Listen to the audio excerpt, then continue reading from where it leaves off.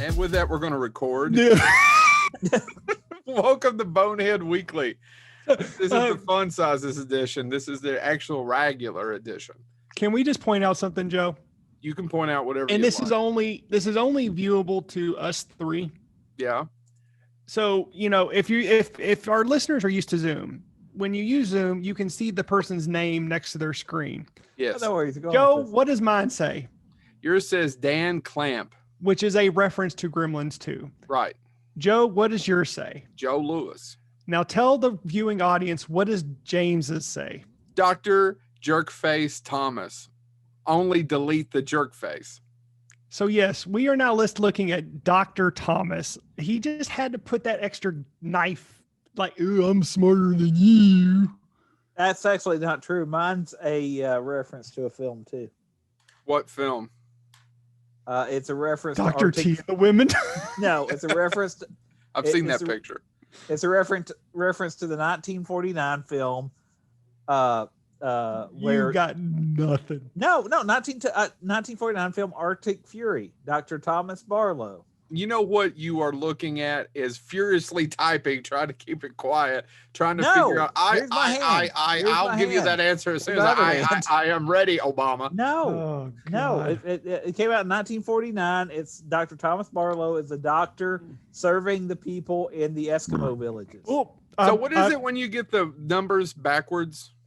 It's dysmemory or dyscalculia. You've got dyscalculus because we're actually working on part 2 of 1994, not 1949. By the way, again, to our listening audience, I apologize for belching into the mic. In all fairness, I hit the mute button and belched, but then my hand twitched and I hit the mute button off right when I belched. Yeah, Parkinson's is a bitch. I actually do have dyscalculia. Thank you for saying that. I need to come up front. I've been dyscalculating you for a long time. So yes, we are doing 1994 part 2. That's right. If you turned in for part 1, hopefully you'll turn in for part 2. And we're going. Why are we doing 2 episodes? 1989 was amazing. We did it in 1 episode. Why is it taking 2 episodes for 1990? Because this is my fault. Well, it's not necessarily all your. No. Let's be honest, Joe. I appreciate. Yeah, it's all my fault because I decided to do a little extra fun with this one because the 1990s was a fun time for lesser known movies in terms of the cheesy or even the art house stuff that never made it to the top. And our previous episodes were us talking about the highest ranking movies of that week. But I did research and found all the lesser known movies that were released that same week. So that got us going a little longer than normal. Oh, that's okay. And we're going to do the same thing today. Mick Strawn loves just listening to us. Yes. He loves my voice. And if he made it to the end of the last episode, we gave him a great nod at the very end. We gave him a nod job. Yes. All right, we made it to June, right? So we got 1st of June. Let's try to plug along and get. And by the way, I just want to say June was a fun month for me. We really haven't gotten to anything that's really important to me other than The Crow. And we're not going to start with the first movie because there is one Wednesday release that came out on June 1st. Joe, it's the epic film Windrunner. And I know you're going to think everybody knows everything about Windrunner, but for our one audience member that I'm sure doesn't remember Windrunner, I'm sure you'll remember it when I go by the plot. A young man in high school moves with his mother to a town in the U.S. Southwest where his father is serving time in a penitentiary. There he's discriminated against. Windrunner, right? Fun movie. I actually thought it was about sailing. No, that's a different film. But June 3rd, so we're now to Friday. Here's what came out that Friday. Yeah. I'm excited about June 3rd. Last week. I am so excited about June 3rd. As I did last time, I will start with the lowest grossing in this total box office run and work our way up. Yep. June 3rd saw the release of The Princess and the Goblin. Ugh. No clue. It's an animated film, right? I made all of $1,000 at the box office. I've never heard of it. The next highest grossing was, and it just wrote itself, Endless Summer 2. See, it's never going to end, so you got to make a sequel. Everybody loves surfing. Yeah. Especially in 94 when they were all wearing black listening to grunge. Grunge. So when you were in the marketing department going, the Endless Summer was huge for us a long time ago when surfing and blonde hair was popular. Now, in all fairness, though, Joe, 3 years prior, we had what may be the best surfing movie of all time. Point Break? Point Break, sir. But I don't think it's I thought you were going to say surfing as it is just... I thought you were going to say Surf Catherine Bigelow shooting that movie and you going, man, she's making those men look... No, James, I could have brought up Surf Ninja, but nah. By the way, Chad, you're right. By the way, Princess and the Goblin did come out, or it was animated, but also it actually originally came out in 1991. So this was technically a re-release of Princess and the Goblin, which evidently didn't do much better. I've never heard of it. Didn't know it warranted one myself. But so we go on to the film that most people will remember, if for no other reason than the scene that involved a man getting disciplined by a cow's tongue.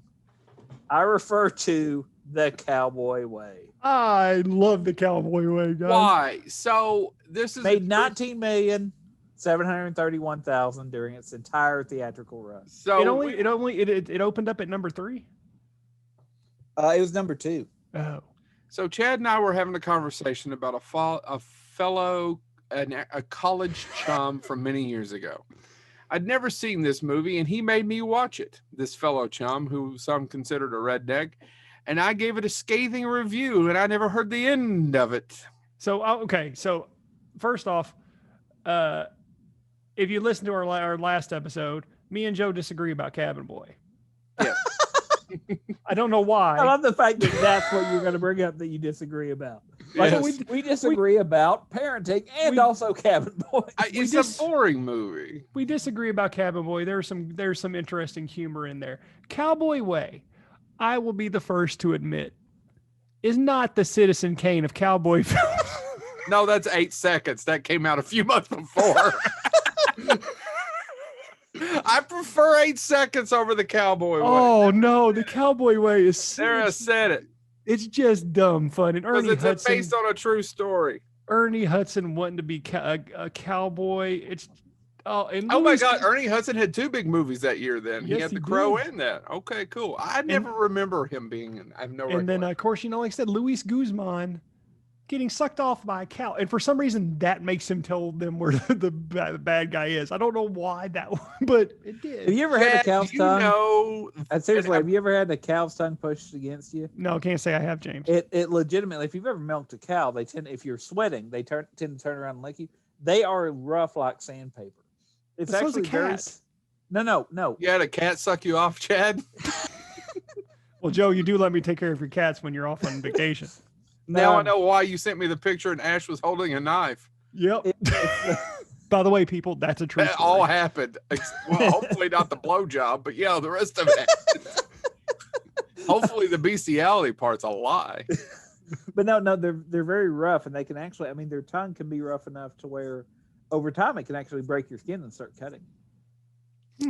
That's fascinating. By the way, lions, this is actually true also of lions. Lions, their tongue is rough enough to actually peel meat away.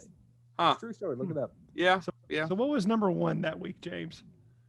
The number 1 film that week is, of course, the classic comedy, The Renaissance Man. Was the number 1 movie that premiered that week. Another movie I really like. That's with Danny DeVito, right? That's with Danny DeVito and Mark Wahlberg. I did not know that actually premiered number 1. In my mind, it did not premiere number 1. It was the number 1 premiere that weekend that was new.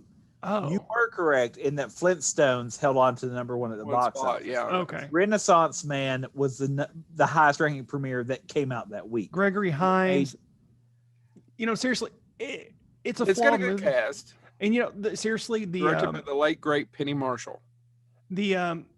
One of the scenes that still gets me to this day. I don't know why, but it's there towards the end, and it's in rain, and the Gregory Hines is making them do the night drills, and then he makes one of the students get up and quote Shakespeare. Yep. And he flawlessly quotes the St. Crispin's Day speech. Yep. Gets me every time. Really? I love that. I love that speech, and then the way it's delivered in that movie, I think, is amazing. So, do you know? Go ahead. No, do you know what that movie taught me? What? What an oxymoron was. Oh yeah, Never heard the term before. Military intelligence. So if you wonder, sometimes I had a college roommate really quick who was from the Bronx, and I was from a holler in Eastern Kentucky, and he yelled at me one night about how did you ever see this, that, or the other thing. And I often think that people said I wasted a lot of my life, and there's a good argument to that in movies and TV, but mainly movies. A lot of my education came from film. I concur. I just going to give it props. No one told me in a holler what an oxymoron was. I learned it from Renaissance Man. And I learned it from Renaissance Man as well. I did too. What's an oxymoron? It stuck with me. What's an oxymoron, right? That's what it is. It stuck with me, and I learned it, and it was there the rest of my life. Do you know who wrote that film? No, who wrote Renaissance Man? Jim Bernstein wrote it. And Jim Bernstein didn't go on to write. Fucking Bears. That would be Bernstein. No, he went on, though, oddly enough, to write the third part of a movie that we saw part 2 of that we talked about last time. After this, the credit of having Renaissance Man, which was his first written screenplay that made it to theaters, he was asked to write D3, The Mighty Ducks. And then after that, he went on to write Nothing I've Heard Of, such as Ruffian from 2007 and Love and Honor that came out in 2013. Currently, however, he is a producer, with his last producing credit being a short called Wiener Police. I'm not making it up. Look up Jim Bernstein, kids. Ask your parents if you can see Wiener Police. I don't remember them damn Bears being that religious when I was a kid. Oh, but well, actually, they're more religious since their kids took over. Stan and Jan. My kid got some, and I didn't remember them being that. Stan and Jan Berenstein, the original husband and wife team that wrote them. If you read theirs, it's like, oh, be good, have decent manners. If you read any of the ones since their children have been writing them, it's God is watching you and you're a sinful, awful creature. That is painfully close. I know you're making a half-hearted joke, but someone gave my kid one, and I thought I don't remember it being this religious. Anyway, we're doing 1994. We're not doing Bears. So 1994. Dad's doing cats. You're doing cows, and the weekend of that ends in June. Bears the Flintstones do continue to come out on top. That weekend, it made $79 million, which buried everything that came out that week. Wow. So, boy, that's some good Chad, what do you got? So I only have one movie to mention during that week, during that first week of June. June 1st, a little movie called Horoscope came out. No clue. It's a horror anthology trilogy. I could not find anything on it, but I thought I would mention it because it's the only direct-to-video release that came out that during that time frame. Horoscope. There is a direct-to-video. There's so many different ways you could take that. I know. I saw a trailer for it, and I don't know if it was released, and I've never been able to find it, but the trailer is brazened in my brain, and I've never been able to find the movie. It's called Death Row Game Show in the 80s. Anybody ever heard of it? No. All right. But now I want to. Never heard of it. I wrote it with my third grade class. Death Row Game Show. Come on down. Can you do... What the hell do you learn in third grade? I don't know. I don't know. I'll tell you, though, every dialogue is a run-on sentence. And then Johnny and Kate and Susan and Bob and Hank and went to the cave. And I can tell you what I learned in third grade. What? How to steal from the book fair. My God. What a bad person. No, hold on. I did 100% do this in third grade. I stole a 3D book from the book fair. I got back to my classroom and I looked at it and I felt so horribly sick to my stomach that I went back and put it back on the shelf. So and I actually caught either way. I would never have gotten caught, but I did. But I couldn't do it. Well, good for you. It's the only time I've tried to steal something my entire life. And then you went on to steal. That's not true, Chad. That's not true at all. Well, your virginity was always going to be mine. I say you steal hearts every day, but you had to take. You had to make it. I was dirty. talking to James. Oh, you had to make it dirty. You steal hearts. James every day. gave 5 of his virginities away. No one knows who the true one is. But I got 0.2. I got 2.5. Thank you very much. All right, James. What about the next week? Put your hand down. We already know Lefty got it. June 10th. Stop double clicking your mouse. June 10th, 2 films came out. I'll start with the one that went on to have the lowest theatrical, as always. I'm excited. City Slickers 2, The Legend of Curly's Gold. Yeah, that's a sequel to a really good movie. Yeah, I don't have a connection to either one, so I don't know. I really like City Slickers. I just could never get into it. We watched it a lot when I was a kid, and I really enjoyed it. I haven't seen it in a long time. City Slickers is slightly, the most interesting thing probably out of City Slickers 2 was that City Slickers ruined the friendship between Billy Crystal and he died. What was his name? Phil Hartman? No, the guy that John. Who's in City Slickers 2? What's his face? John Lovitz. Yeah. Oh, really? Okay. John Lovitz replaced him, but the original was, I can't think of his name. The Italian. It John Kirby? No, Bruno Kirby. Bruno Kirby. Okay. Bruno Kirby and Billy Crystal were friends, and sometime during the making of that, they had a falling out when Billy Crystal tried to give him some direction. Man, I love Bruno Kirby. Well, okay. City Slickers 2. There you go. Norman. The movie that buried that and went on to knock off a certain Flintstones is, of course, a movie about how bad public transit is. Speed. Do you know, I saw I remember seeing the commercials, having no desire to see that, and then I just blew up. Man, yeah. I was curious about it, but then I saw it, and I'm like, damn, this is way better than it ever should be. Yeah, if you're why you would be in my basement, but in my storage room, I still have other than you're trying to get out. In my storage room, it's the what they would call a subway poster for Speed that I got at that time in the 90s. Loved it. It was a great movie. I haven't watched it in a long time.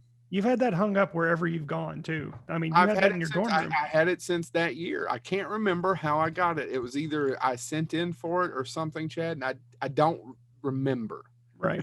But again, someone told me a story this week where I helped somebody with concert tickets on Facebook. Did anybody see me get tagged? Yes, I saw that. Recollection of that, James, whatsoever. In all fairness, though, it's not shocking because how many times did we have something be like, oh, on call, can't go? It was very sweet. The sweetest thing was Christy was like, no, it just sounds like something you do. I didn't remember letting him do it in installments. I don't remember buying the ticket. Anyway, it doesn't matter. Actually, what you should have responded with, yeah, you still owe 4 installments. I don't know how much each was, but I'm waiting for my last 4. Last 4 installments. Yeah, I've had that for years. So I haven't watched it in a long time. I've watched it. I've watched it recently. I still like it. Is it still good? Yeah, I mean, Jeff Daniels that movie's just cast really well. Yeah, it's enjoyable, but you got to watch it knowing this plot is silly, and some of the lines in it are silly. And Kiefer and Keanu Reeves, man, he's like, his acting in it is very cardboard. But to me, it's cast really well. Oh, it's cast perfectly. That's built for Keanu. Yeah, and it gave us Sandra Bullock. Bastards. Sandra Bullock's good in that. She was breaking out. Yeah. It wasn't Demolition Man. Wasn't it was Speed. I don't know. I like Speed. What else we got that week, James? That is it. The only 2 major releases. What do you got, Chad?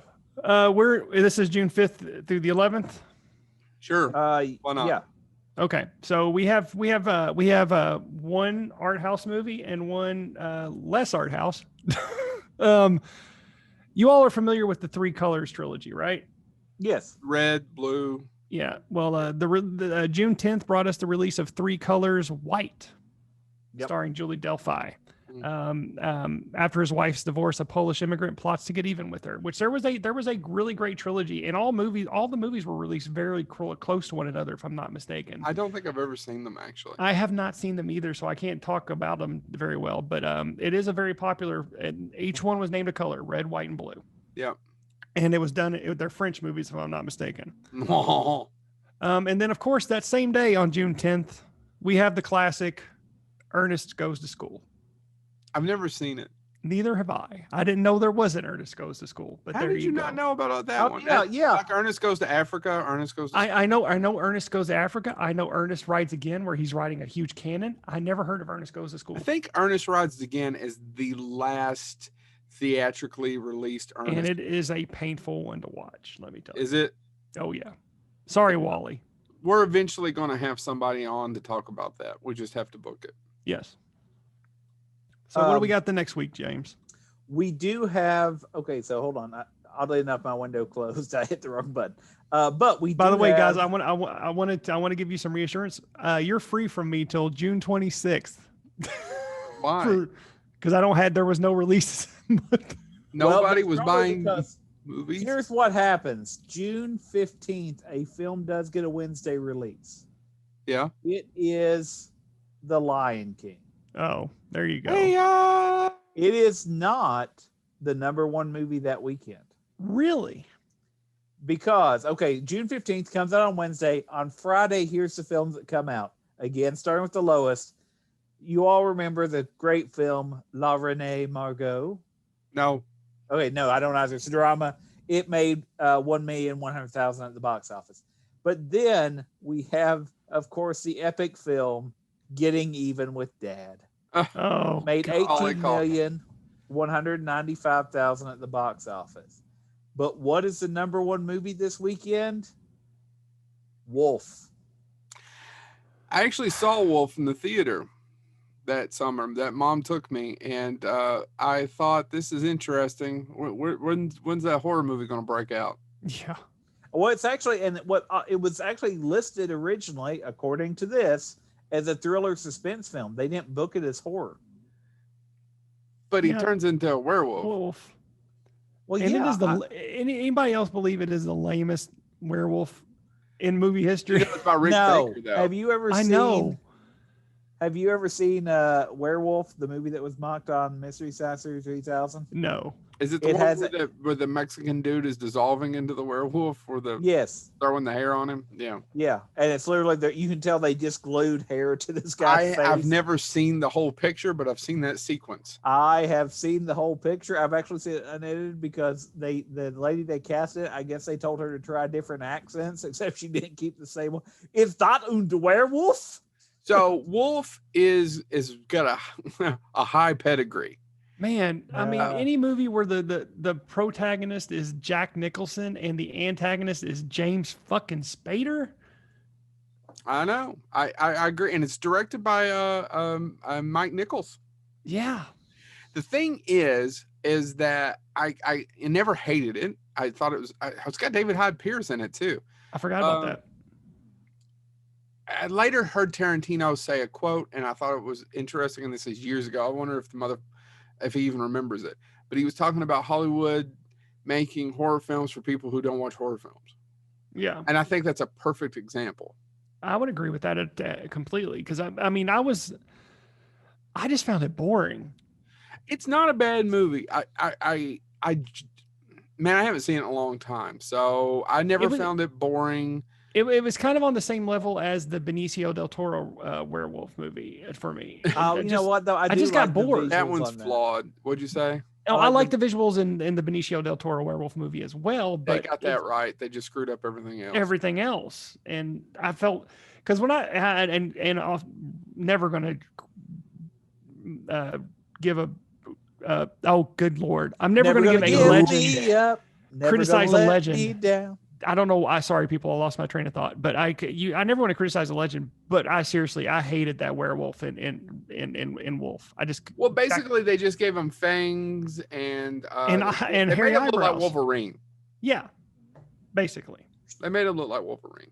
All right, what's next, guys? I didn't know it came out at #1. So you said you didn't have anything. So Wolf. So Lion King basically did a Little Mermaid. It just stung. That's what I was about to say. Is this at the time, James, when Disney was still kind of pulling those out, limited release, and then building as they went with those? Evidently, yeah. Because I mean, Lion King opened slow. Yeah. Because I will say that, sorry.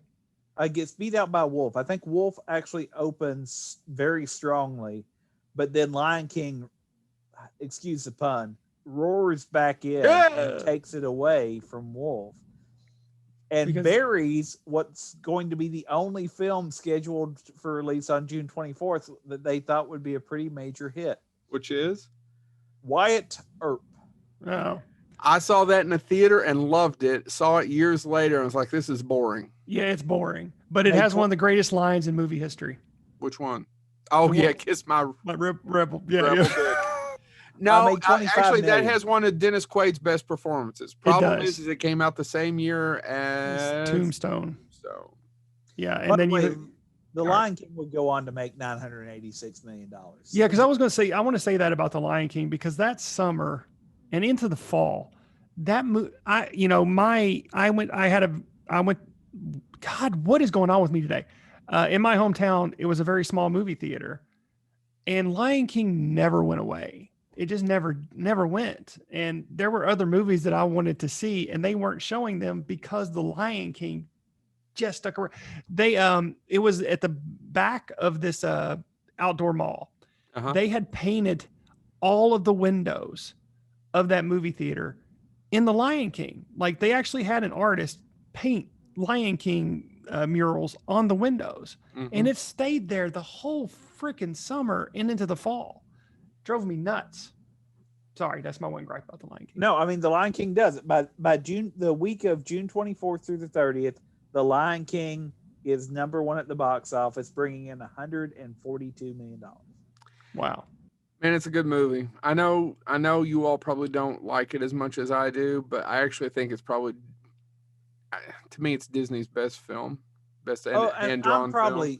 My experience with it is probably tainted because my sister, right, was young when it first came out. She would have been 8, and she watched that movie at least once a day, and I'm not over exaggerating that. Once it was out on VHS, she actually wore out 2 complete VHS. My mother had to buy it a third time. Yeah. It's really watchable. I watched the opening the other day, and it's like, damn. I just didn't have the connection to it that Aladdin did for me. So, but and I'm not arguing with you, but I mean on a cinematic level. Oh, on that scope, yeah. That movie's damn near perfect, Chad. Yeah. That movie's damn near perfect. I seriously watched the opening. Even though they stole it from someplace else. Yeah, well, things happen. Mistakes were made. But watching that opening, it's cinema. Yeah. Well, and also on top of that, I will say, you also have Elton John. Yep. I mean, the songs are, I don't care if you care about the Can You Feel the Love? Whatever your musical taste is, Elton John manages to put at least one song. Elton John and his writing partner, who I'm blanking on the name of. Yeah, me too. Watch Rocket Man. Manages to, is it Barry Toppin? Am I making that name up? Yeah, you're making it up.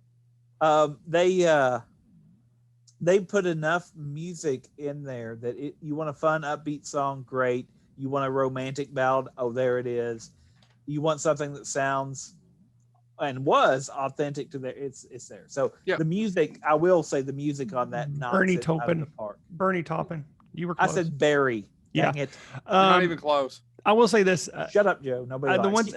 And we'll get off of Lion King and move on. But the one thing that pisses me off about the Lion King, other than the story being ripped off, is that they didn't release until years. I mean, we're in our 30s, people, that they finally admitted that the Jeremy Irons song, that the very last note isn't Jeremy Irons. He couldn't hit it. So they got Jim Cummings to come in and do it for him. Yep. I know I couldn't have hit it either. I'm just like, oh, I'm not. No, that's fine. No. I mean, why was it a secret? They never gave Jim's Cummings credit for it. I'm just like, ah.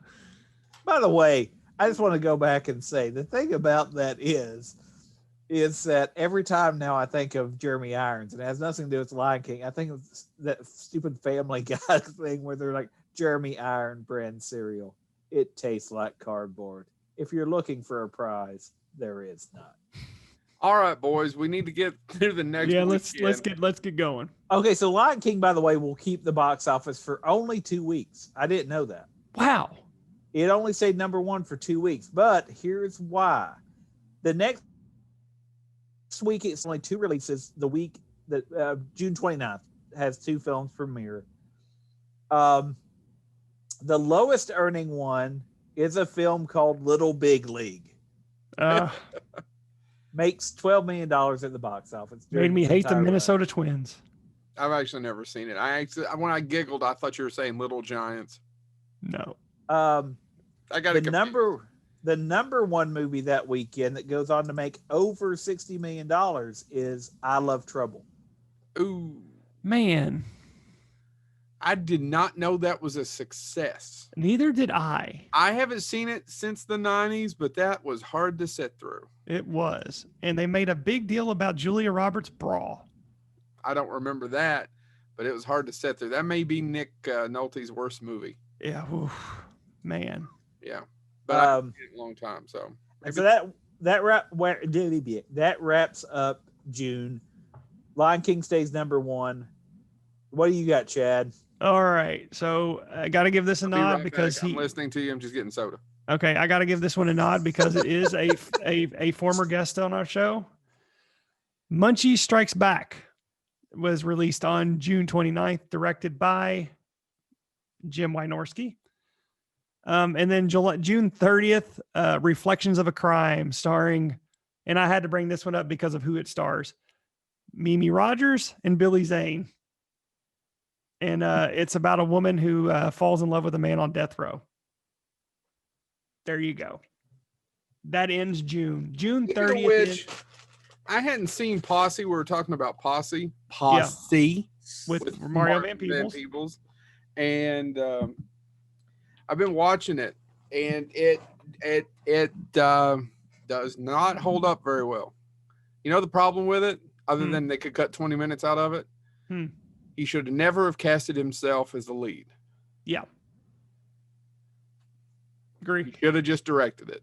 Yep, I agreed. I agree with that. Mario Van Peebles, I think, is has a great skill as a director. I think he can act at certain roles, but that was not the one he needed. Yeah. Oh, sorry. Let's not get Joe talking about Solo, people. He will go on and on about Solo. I haven't seen it in a long time, and I don't know that I've ever seen all of it. So anyway, James, what happens the first week? I actually did misspeak. Actually, Lion King did come back July 1st through the 7th. So going into July, I've already, spoiler alert, none of these films will premiere and beat Lion King, which does hold on to number 1 at the box office. But here's the films that come out July, the first week of July. July 1 is the Friday, and here's the films that come out. Start with the lowest earning. And another one Chad's going to talk about. Of course, I talk about the great adventure film, Baby's Day Out. I don't. My God. No, I'm good. No. Okay, how about this one? Because I want both of y'all to know we don't have such wonderful things in Dublin. It should have been called John Hughes Cashes a Check. Yeah. Man, that movie's terrible. I do remember, I think Dairy Queen is the one that had a toy tie-in with Baby's Day Out, of all places. I don't think that movie get made today, but keep going. But also on July 1st, the second highest grossing film goes on to make $30 million is, of course, and again, my favorite line from it, we don't have such wonderful things in Dublin. The best Tommy Lee Jones Irish accent. I refer, of course, to Blown Away. Blown Away with Jeff Bridges. That is such an odd movie. It's an odd movie that's directed by Steven. Oh, I can't think of his name. He directed Nightmare on Elm Street 5. And it's got Lloyd Bridges as well. Yeah, it's got some great visuals. If I'm not mistaken, that was Lloyd Bridges' last movie. Is it really? I could be mistaken. I thought that was his last movie. Is Mafia not his last movie? Oh, maybe it was Mafia. Yeah, he would have worked after that, I think. Stephen Hopkins, Joe. Stephen Hopkins. So Predator 2, Nightmare on Elm Street 5, right? Yeah, I think that's correct. Yep. Yeah. It's a pretty movie. It's just not very good. Forrest Whitaker's in it. Yeah, I am mistaken. Yes, actually, Meeting Daddy was Lloyd Bridges' last film. It's an interesting way to talk about meeting God, but sure. I was about to say the same thing, but keep going. All right, and then the final movie for this weekend, and I never realized how long this. Hold on, that can't be right. Meeting Daddy 2000. Lloyd Bridges died in 1998. It could have been a delayed release, man. So if that's the case, Mafia was his last movie. Yeah. Vincent Price made movies 20 years after he was dead. That's true. I mean, it was many, many years they were still coming to Vincent Price shit. Yeah. Yeah. If I could get him to come back and do a couple more, we'd finally get that Raven too. Anyway, still Joe's Raven. Eating. Joe's eating. I know he muted himself though. I don't know what you're talking about. Sorry, it's 11 o'clock. I haven't eaten since like an hour ago. The fuck you people. He hasn't eaten in 55 minutes, folks. His carbs are down.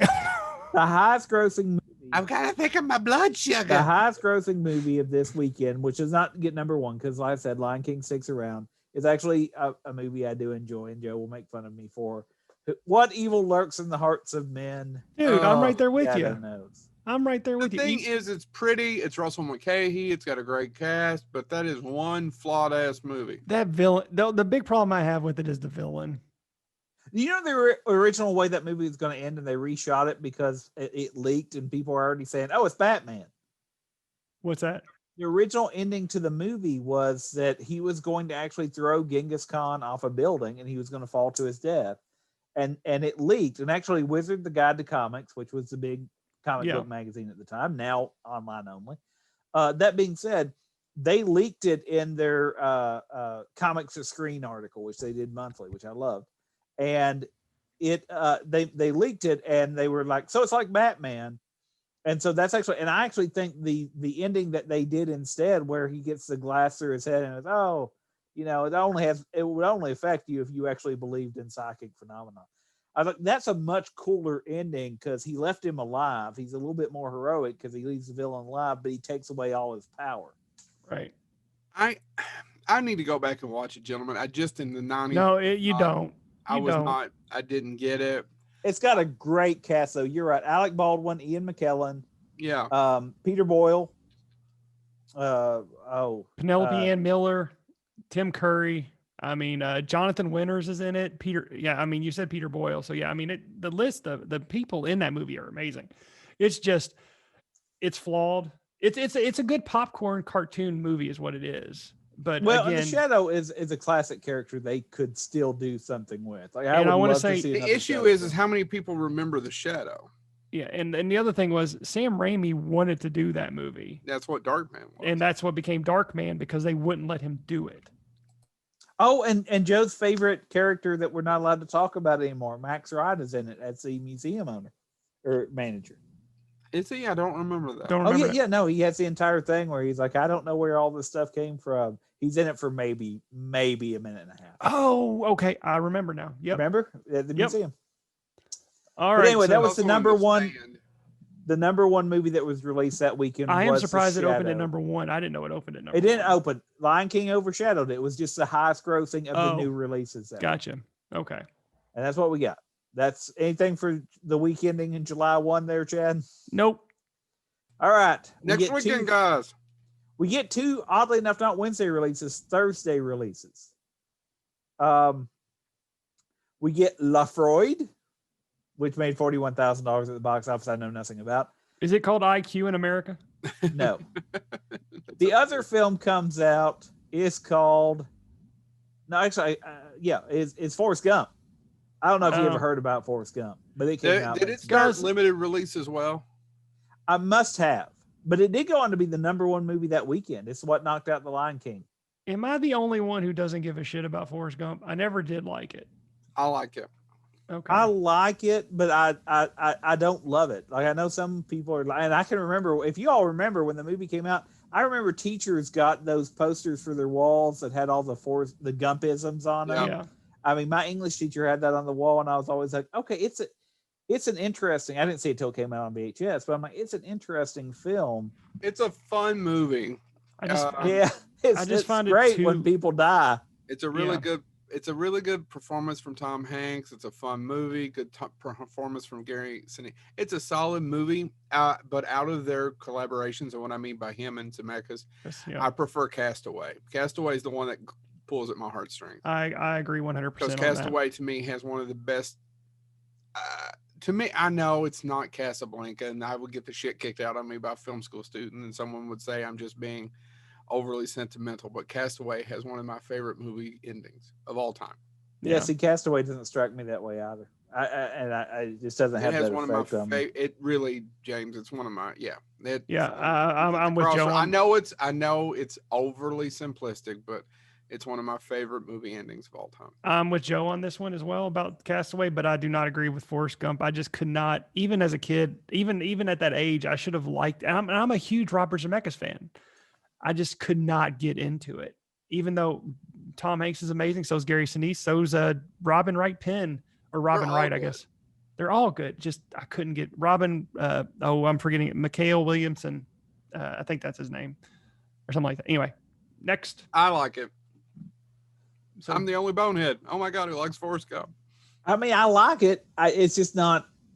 I think that I'm with you. It's a solid film, but I don't know if 20 years from now people will look back on it as anything other than. Well, now we've got. I mean, and let's spoiler alert. It won Best Picture. It won all the awards. And in all fairness, here's how historically inaccurate it was.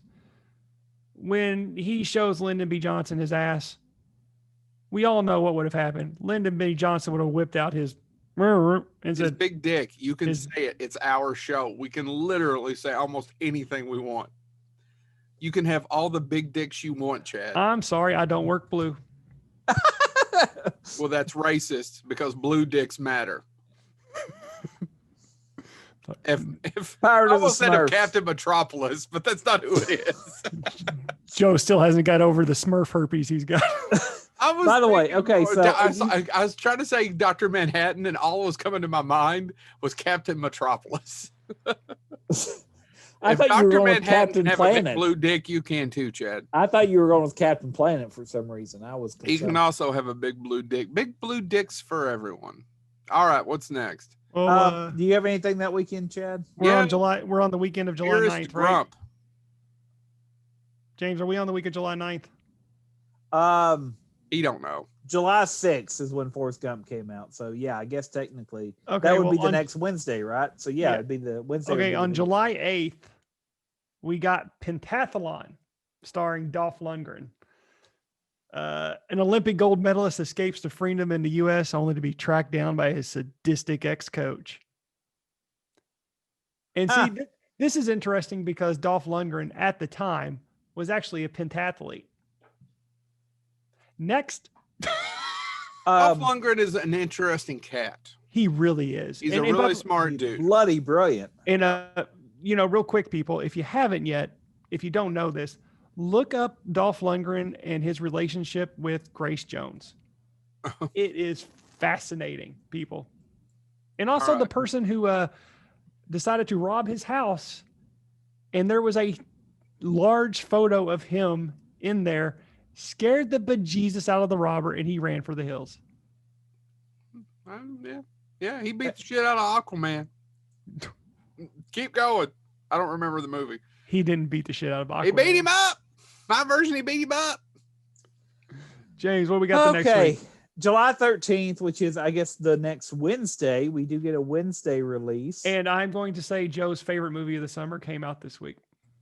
Teaser. What?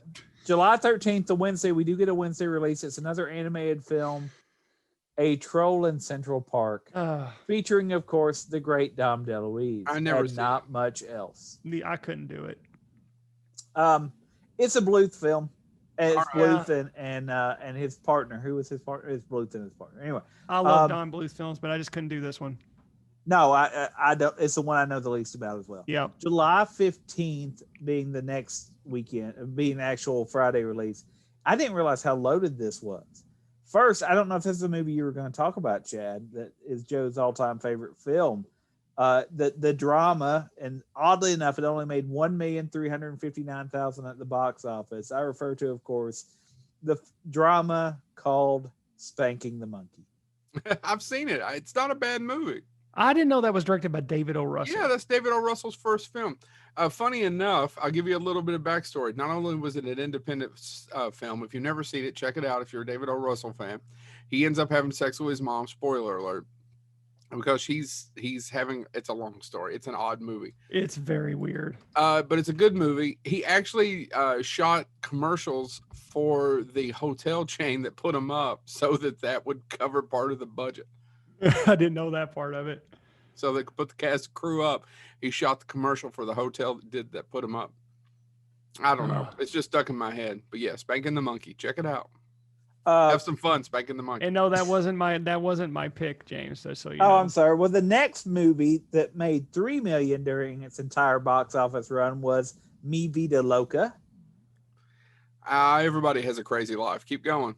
And then I didn't know this came out this weekend, I'll be honest, against the movie it did come out against. Angels in the Outfield came out that weekend. Success, right? It was. I mean, it made 50 million against a budget that was not 50 million. It got actually 3 sequels that were direct to video. Angels in the Outfield 2, which starred David Alan Grier as an angel. And then Angels in the End Zone, which had Christopher Lloyd come back, this time as a football angel. And I'm forgetting the 3rd sequel, but that's all that matters. You get Lloyd back and you get David Alan Grier. Went on to make 50 million though, but yes, which was well above its budget and became kind of a sleeper hit for Disney. I got to be honest with y'all. I'd actually do like Angels in the Outfield. Oh no, I actually have it on DVD upstairs. I've never seen it. I still get choked up at the end. Yeah, I mean, Joe, in all fairness, now if you've seen the original Angels in the Outfield, this isn't it. The black and white film. Yeah, I know. I've just never seen it. I've never seen it. I'll be honest, it's let me just be contrarian. I prefer it over Castaway. It has a lot of heart. It has a lot of heart. I mean, I wouldn't go that far. But I would. You got to admit, it has more heart. Castaway knowing that saying that I know it's overly sentimental. Well, no, I said that just to get a response, but I will admit, Angels in the Outfield, to Chad's point, has more heart than I ever thought it would have. Yeah, and it actually doesn't. Pull that the last kind of scene in it when it's near the end, and Christopher Lloyd, without giving the film away to anybody that hasn't seen, when he tells the kid basically about what's going to happen with Tony Danza's character, that is a heart, and then he does it anyway. There's just something about that scene where it's like, well, that's what's meant to be. And it's rough. Yeah, I mean, it's a good rough though. It's just, yeah, it's emotional. Yeah. Mm-hmm. I'll check it out sometime. It literally, it has no right to affect me the way that it does, but every time I watch it, I'm like, God, that's a good ending. Yeah, I can't. And it's a Disney. I mean, it's a Disney ending, but it is not. It doesn't pull a punch. No, I agree with you, James. James. I can't believe we've never had this conversation. We're doing it live on tape. Oh my God, they are finally getting their periods at the same time. The man lost his 2.5 virginity to me, so you know. We have been the Ross and Rachel of Bonehead. Will they or won't they? And here we did. Here it is, the Menzies. You can both sit on buckets and hold each other's hands. Oh Lord! Really? Anyway, there goes the movie our 5. that comes along and knocks out Forrest Gump. The #1 box office this weekend does knock out Forrest Gump. Is of course True Lies. True Lies is what opens up against. I forgot. Can we just all agree that I would love to see James Cameron go back to that type of movie just once? Oh, wouldn't that be great? Yes, anything but freaking Avatar. I'm fine if he wants to produce his little Avatar sequels. That's great. I wish he would make one standalone film. But according to him, everything he wants to say or do in filmmaking, he can do in a Avatar movie for the rest of his life. I just don't get it. I just want a good popcorn action film from James Cameron again. I miss that James Cameron.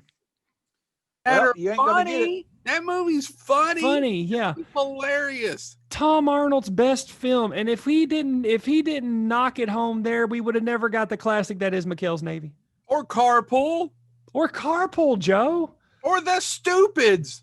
Oh, I was trying to remember what that movie was. Yeah, The Stupids. I've never seen it. I just remember the commercial where I've never seen Carpool. Where he does I'm my own grandpa as part of the song, as part of the ad for it. Yeah. I remember the commercial, but I don't remember anything else. Next. So that's it. True Lies comes out #1 that weekend, knocks out Forrest Gump.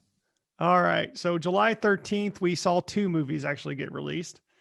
The first one, Back in Action, and I can't believe this was the only movie I found from this actor in this year, starring Billy Blanks of Tybo fame. You know who his Murtaugh was to his Riggs? No. Roddy Piper. Rowdy. And then of course I teased it. Joe's favorite movie from 1994 was also released on July 13th. The Great Bikini Off-Road Adventure. I've never heard of it. Let me read the plot. Go ahead. Oh, please do. Oh, gentlemen. An ancient American Indian burial ground is threatened by an evil real estate developer when the owner of the land, who runs a local who runs a local off-road Jeep tour company, has trouble Love with his it. business. Has trouble with his business. His beautiful niece and her crew of beautiful friends take over the Jeep tours and attract businesses and save the day the old-fashioned way by taking their tops off during the tours they are leading. Love it. Love it. How did that not get? That's Capra. That's modern day Capra right there. Love it. Oh, so They what do we got tell the next you, week? why don't you, speaking of Capra, go watch Lost Horizon. I say, fuck that. That movie sucked. I love Baby Booby. What is it called again? The Great Bikini Off-Road Adventure. But it doesn't sound like they kept their bikinis on. So shouldn't it be the Great Off-Road Adventure? No, they start with the bikini on and then it comes off. And then actually, but you're only waiting for it to come off. No. You're misinterpreting the film. The film then goes to one of those like French New Wave films where you actually follow. See, they take their bikini off and then they throw it, and then you follow the bikini. You don't follow the woman. Like the red balloon. Yeah, and then you follow what happens to it. But you've got there's 99 of those. A bear wears it for a while. Oddly enough, I just watched the red balloon a few months ago, and it's only 45 minutes, and it's heartbreaking. Good chance. It's so sad. It really is good. Okay. Yeah. All right. Are we ready to go back? Oh, Let's go. Jiminy Christmas! I'm so ready to get to Tammy. July and the T-Rex. 20th, we get one Wednesday release, and it actually I didn't know it never became number one because I remember it being a big deal. The Client. That was never number one. Never number one. That's directed by Joel Schumacher. That was. It made a ton of money. That was a big $117 million, and it was never number one. No, because it came out, and that was a Wednesday release. Well, guess what comes out Friday? What? Two films that also never going to see number one. A new version of Lassie, which made $9,942,000. I have no recollection of that. And then a movie that only made another movie that only made $6 million that should have made more. North. What happens? North. What happens is Forrest Gump knocks out True Lies and reclaims number one at the box office. Huh. And Client never has a shot because it's True Lies. It's Forrest Gump is number one. True Lies maintains number two, and The Client is a sleeper at number three that just keeps building. I don't know how much we should talk about North. That's probably Rob Reiner's. Oh, there's a lot. There's almost a whole episode of Bonehead to unpack there. Of what went wrong. I had to pull it up real quick. Can we? I just want to reference Roger Ebert's review of North of this movie. I have no idea why Rob Reiner or anyone else wanted to make this story into a movie. North is one of the most unpleasant, contrived, artificial, cloying experiences I've had at a movie. To call it manipulative would be inaccurate. It has an ambition to manipulate, but fails. Now, hold on. Here's how he ends his review of North. I hated this movie. Hated this movie. Hated it. Hated every simpering, stupid, vacant, audience insulting moment of it. Hated the sensibility that thought anyone would like it. Hated the implied insult to the audience by its belief that anyone would be entertained by it. But it's not a good movie. Roger Ebert likes Spawn. It turns into a drama, right? Chad, did he say whether or not he liked it by the end? I didn't pick up. How does it end? Roger Ebert hated North, gave Spawn a pass. Oh no, there's an entire thing about which movies. I mean, and Leonard Maltin gets called out a lot too. Where he at the time said something was good, and then people have called him out for it later, going, "Wait a second," because he gave Leonard Maltin was never Roger Ebert. No, but I'm just saying all of them, and they've all been wrong. But no, I was about to say, Leonard Maltin was never Roger Ebert. Roger Ebert loved cinema. Whereas Leonard Maltin, whereas Leonard Maltin just loved cinema. And most people don't know that. It's not. I guess that sounded like I was shitting on Leonard Maltin. I've never met him, but I think the dedication was more in Roger Ebert's. I will say this: the screenwriter of North, he did a great interview on Gilbert Gottfried's podcast. Oh, really? I have to listen to that. Yeah, and he says that he still has Roger Ebert's that last line of Roger Ebert's review in his wallet, and he tells a very interesting story of running into Roger Ebert in a bathroom after that. So, did the movie come out the way he wrote it? Oh yes. Okay. Well, then I was about to say, did Rob Reiner screw him or just think? Nope. That's how the movie was written. Do you realize we got both the movie Clifford and North in 1 year? What are the odds? Alan Zweibel. And honestly, and North is another one of those that has an all-star cast. Yep. And Joe, you would like Alan Zweibel from his other movies, Dragnet. I love Dragnet. Yeah, me too. I'm not criticizing, but he's mostly a TV writer. But yeah, he's still. Listen to the Gilbert Gottfried episode with Alan Zweibel, and man, they really talk about North. Yeah. Just FYI, one of those movies that was a big hit that nobody remembers, or at least FYI, Forrest Gump maintains number one. Knocks out True Lies. Forrest Gump maintains number one. And that leads us to the weekend of July 29th, unless Chad had something. Nope. All right, weekend of July 29th. We get the releases of I'll do them in reverse order. Black Beauty makes $4,500,000 in its entire run. Yeah. Barcelona makes $7 million. It Could Happen to You makes $37,780,000. That's Nick Cage, right? Nick Cage. That's the one that was originally called "Cop Gives Waitress $2 million tip" or whatever. And of course, that just not only is it okay. So that's it's an based on a true story. Based, or no, let's say inspired by. That's what. That's the really go-to when a biopic's a piece of shit when it says inspired by. Again, not only does that, I'm not a fan of that movie, but it proves that I will watch anything with Bridget Fonda in it. So go ahead. And then there's worse. There is worse. That's one of those nice Saturday afternoon catch it on TV if you've never seen it. Yeah. The movie that comes out this weekend that does become number one in box office and knocks out Forrest Gump is, of course, Smoking, because it's The Mask. Still love that movie. Okay.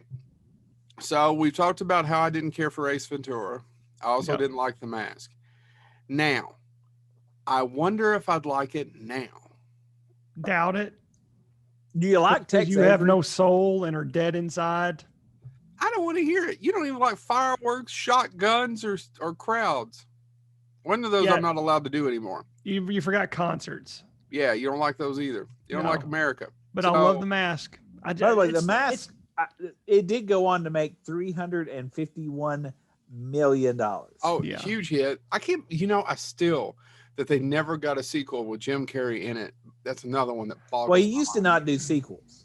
I mean, that used to be his claim, that he didn't do like he would be in a sequel that he wasn't in the first one.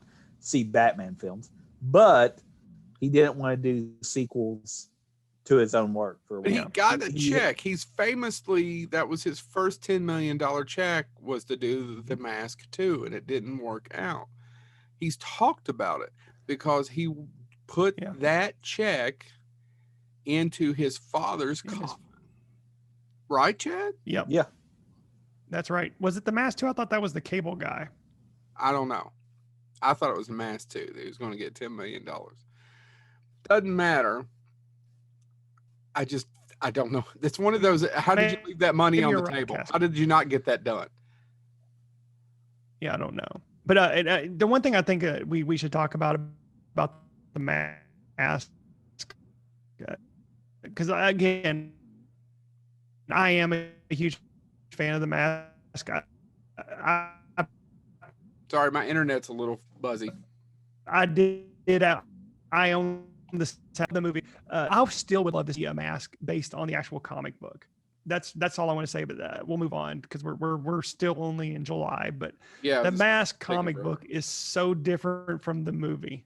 Yeah, And I still don't know how they got the movie and turned it. They looked at the comic book and turned the movie into that.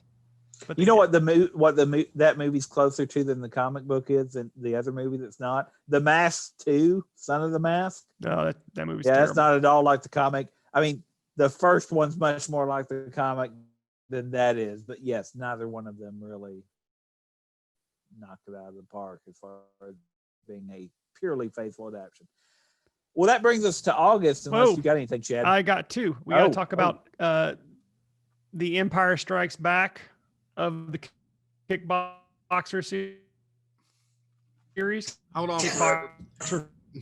I'm having the aggressor. I'm going to stop my video feed for a second because the internet's being sluggish. So go ahead. Okay.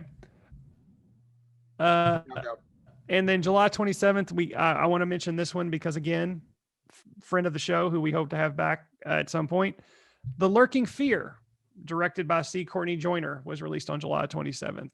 Oh, yeah.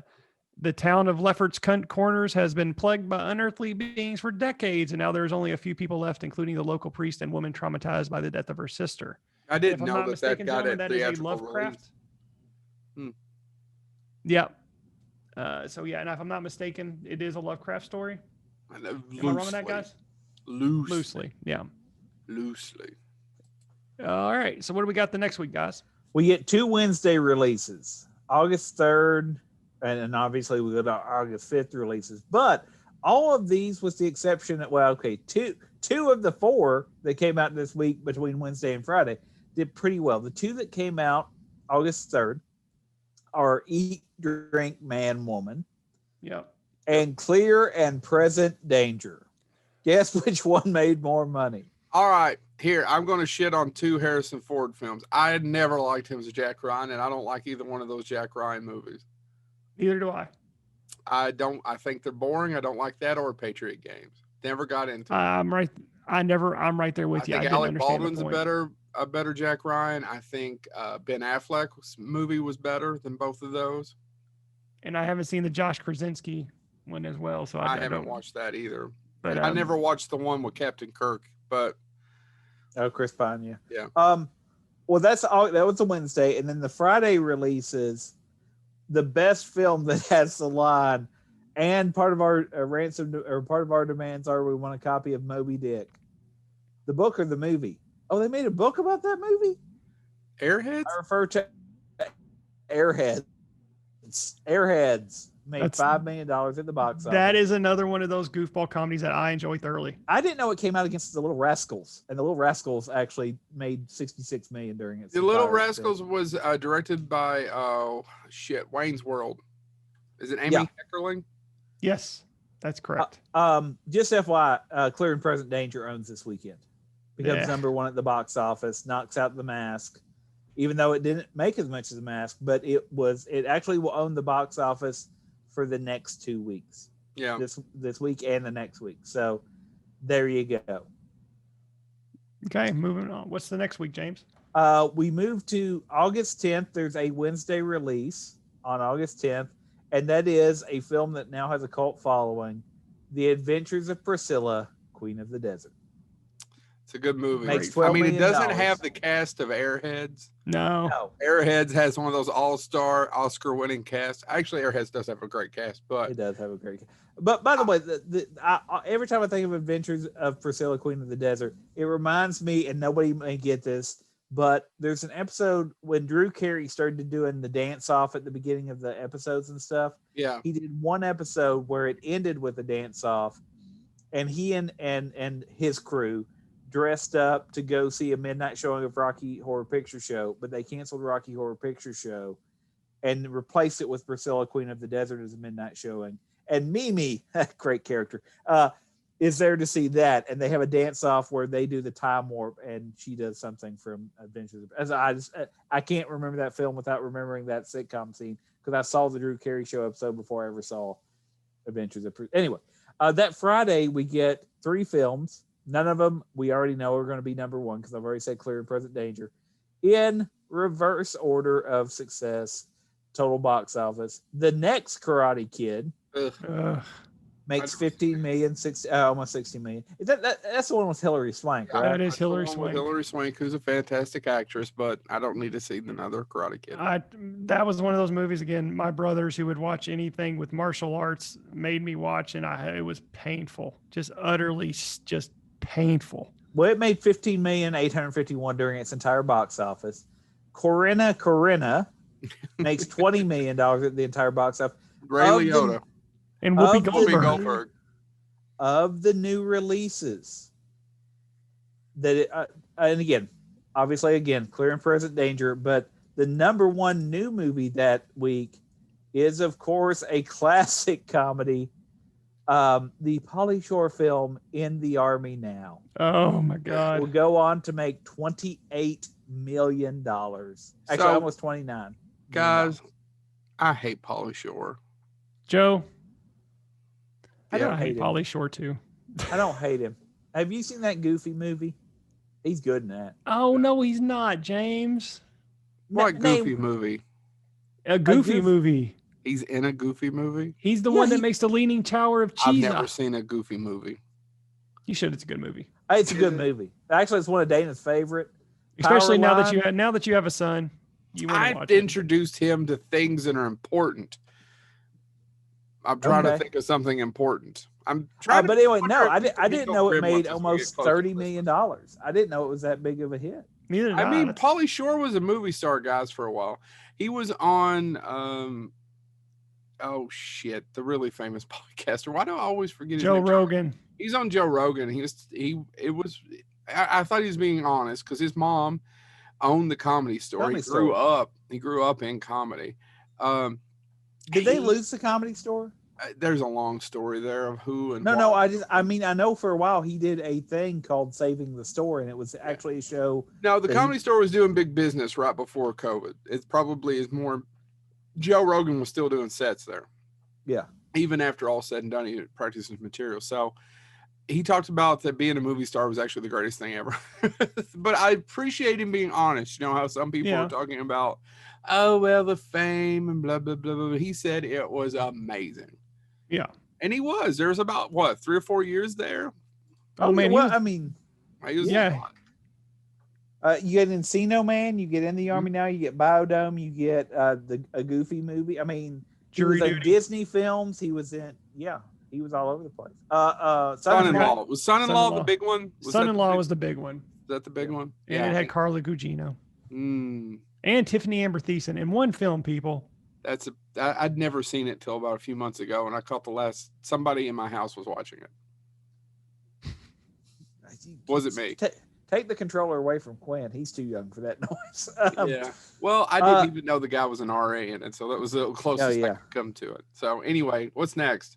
You got anything for that week, Chad? Oh, yes. So Clear and Present Danger was number one that week, but I don't know how this movie did not beat it out. Crackerjack came out on August 8th, starring Thomas Ian Griffith, Natasha Kinski, and Christopher Plummer. A cop on vacation at a mountain resort comes to the rescue when the resort is taken over by violent criminals. Okay. In defense of that movie that I'm sure sucks, or I'm assuming. I thought you were getting ready to tell me you've seen that and you like it. I've never seen it. That the cast is good. Thomas Ian Griffith is one of those people I never think who I think could have been somebody. It never happened. Yeah. Man, that movie, I would like to see it but at the same time, it's one of those ones, I don't know if I could do it. Oh, I'm sure you could. I mean, just you have that in Blind Fury. Joe, I watched Blind Fury this week. Did you really? Yes. Is it good? Oh, it's amazing. So that bad, huh? No. It's good. It's good. Seriously, it is good. You'd probably shit on it, but no, James, Blind Fury's good. What are you looking at going to James for? He's the same asshole that put doctor in front of his name to be pretentious on Zoom. Because me and James like good movies. No, I'm not. James likes good movies. The well-reviewed movies. Likes good movies. But no, Rutger Hauer is great in that. It's just entertaining. I defended Rutger Hauer in split second to somebody the other day. Probably split second. Hold on. You can go with Split Second, but you can't give him a pass for Blind Fury? I haven't seen it in a long time. All I said was, is it any good? It's on Amazon Prime for free. Watch it, you bitch. You're a bitch, you bitch. Kids, you both are. Buckets. You both are. It's okay. Are we ready? Can I talk again? James, Blind Fury. August 19th. I know Chad's gonna have something to say about the lowest this weekend. Oh, this is no. August 19th, making making $7,395,000 during its entire theatrical run. It's the comedy Blank Man. Okay. God damn it. I told you he was. That guy made one. So that's Mike. It's directed by Mike. What's his last name? I'm blanking. He's blank. He directed my favorite movie with Sam Raimi as a supporting character, Indian Summer. Oh, same guy. Yeah. Oh man. Mike Binder. Mike Binder. He also created that in A Mind of a Married Man. It was a show on HBO for a while too. Okay, if you take Blank Man and you view it from the eyes of a 1960s Batman film, okay, it's still flawed, but I like it. God damn it! I don't remember anything about. I still, for some odd reasons, never really connected to Damon Wayans. So. Oh, by the way, oddly enough, Mike Binder, you know what he just recently directed? No. The TV miniseries documentary, The Comedy Store, including the episode Joe Rogan Returns. Well, because Mike Binder was. I just DVR'd that because I had a free Showtime and I got the one episode. I didn't know he directed that. That's awesome. Well, Mike Binder is a stand-up comedian. Well, Mike Binder directed a movie I liked a lot with Kevin Costner, and it's like In the Company of Men or something. I can't think. She's a great actress. Who's the actress, guys, from Face Off, the wife?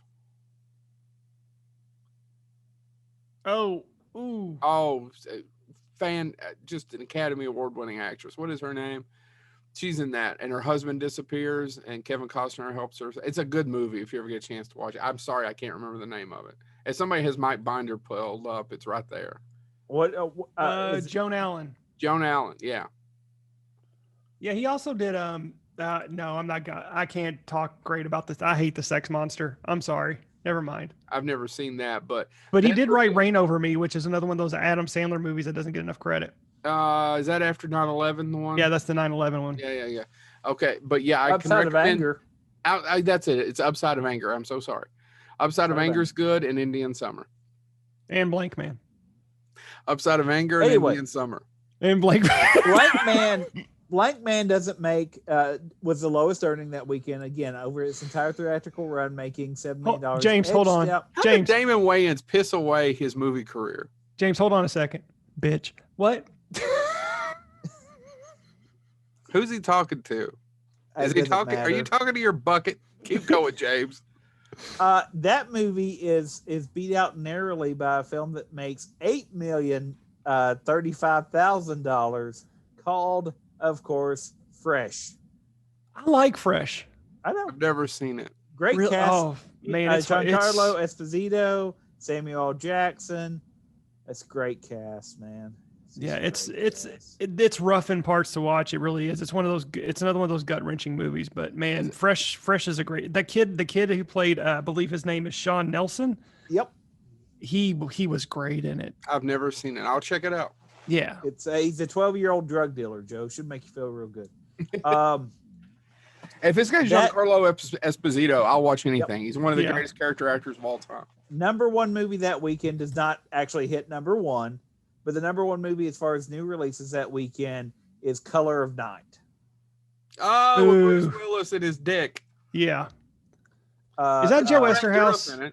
Is that Joe Esterhaus? I don't remember who wrote that. That was another one of those that almost got NC-17. They had to cut a bunch of times. They put a lot of the sex in it for the video release back in it. There's a lot of full frontal with that girl. I don't remember the actress's name. Guess what ends up being number one this weekend, guys? Jane March. Yeah, it's not a good movie, by the way. No, it's not. A good movie. Brad Dourif's good in it. Well, it has an excellent cast. It's just not a good movie. The number one movie this weekend, after being out of the number one spot for, a month, is Forrest Gump.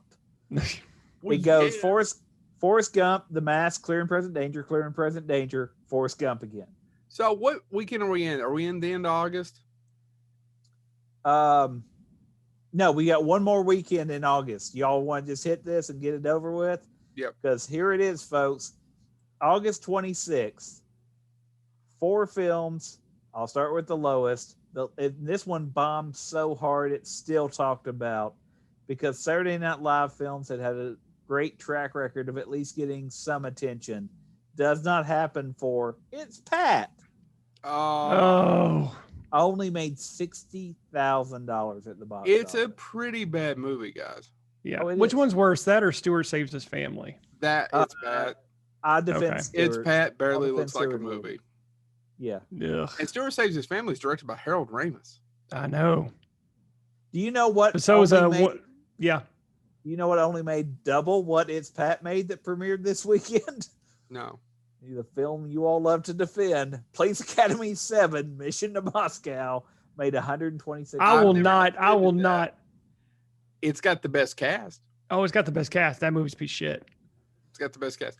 We will defend Police Academy 5. I know. Assignment Miami Beach. I was just giving y'all help.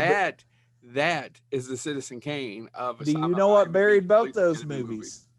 You know what buried both those movies? What? Comparatively? What? With $10 million over its entire theatrical run, Camp Nowhere. Oh, I was wondering when. Okay, so funny story. I was dating a girl, and my mom dropped her nowhere. My mom dropped us off at the movies. We ended up making out, and her dad later asked her what she saw, and she couldn't remember. I still have never seen the second and third act of Camp Nowhere, and she said, "Nowhere Camp." So you made out in a kids movie? If Camp Nowhere is a kids movie, I've never technically seen most of it. It's, Christopher Lloyd. It's a family adventure comedy. Yeah. You know what? By the way, I don't know why you didn't judge me. You're just sad because I was making out with that girl in that bucket. Keep going. I mean, in all fairness, I don't know what. I mean, if you were going to do a film to make out to, why didn't you go with the movie that was number one this weekend and did hit number one at the box office just for one weekend that came out this weekend? August 26th, Natural Born Killers.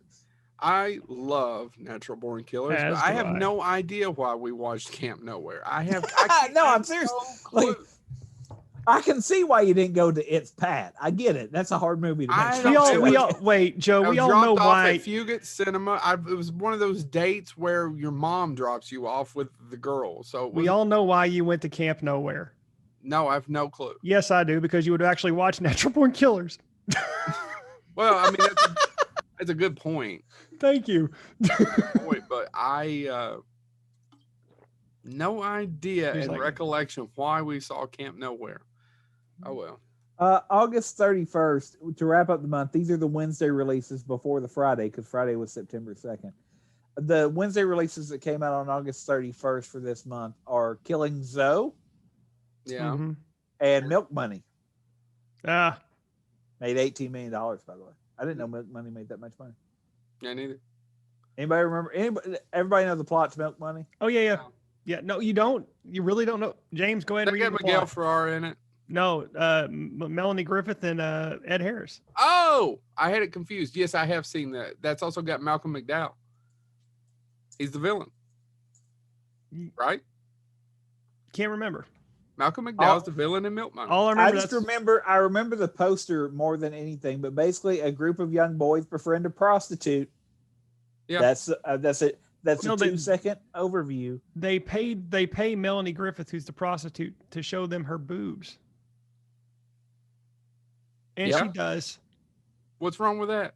Nothing's wrong with it. I'm just saying that's the plot. And then we went to Camp Nowhere and made out. And you waited till you could go see Natural Born Killers by yourself. I probably didn't see Natural Born Killers on the big screen. I saw Forrest.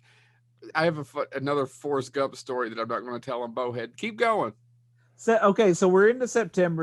I didn't know he ran. By the way, until I saw it on video.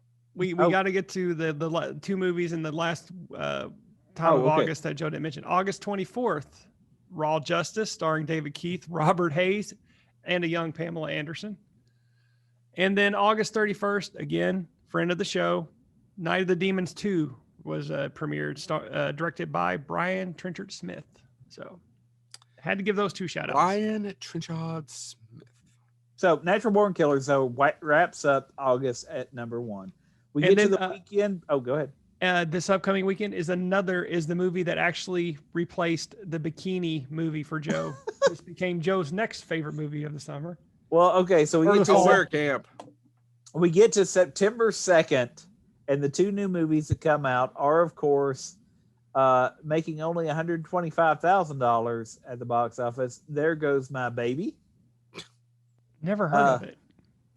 I haven't either. I was hoping y'all knew something about it.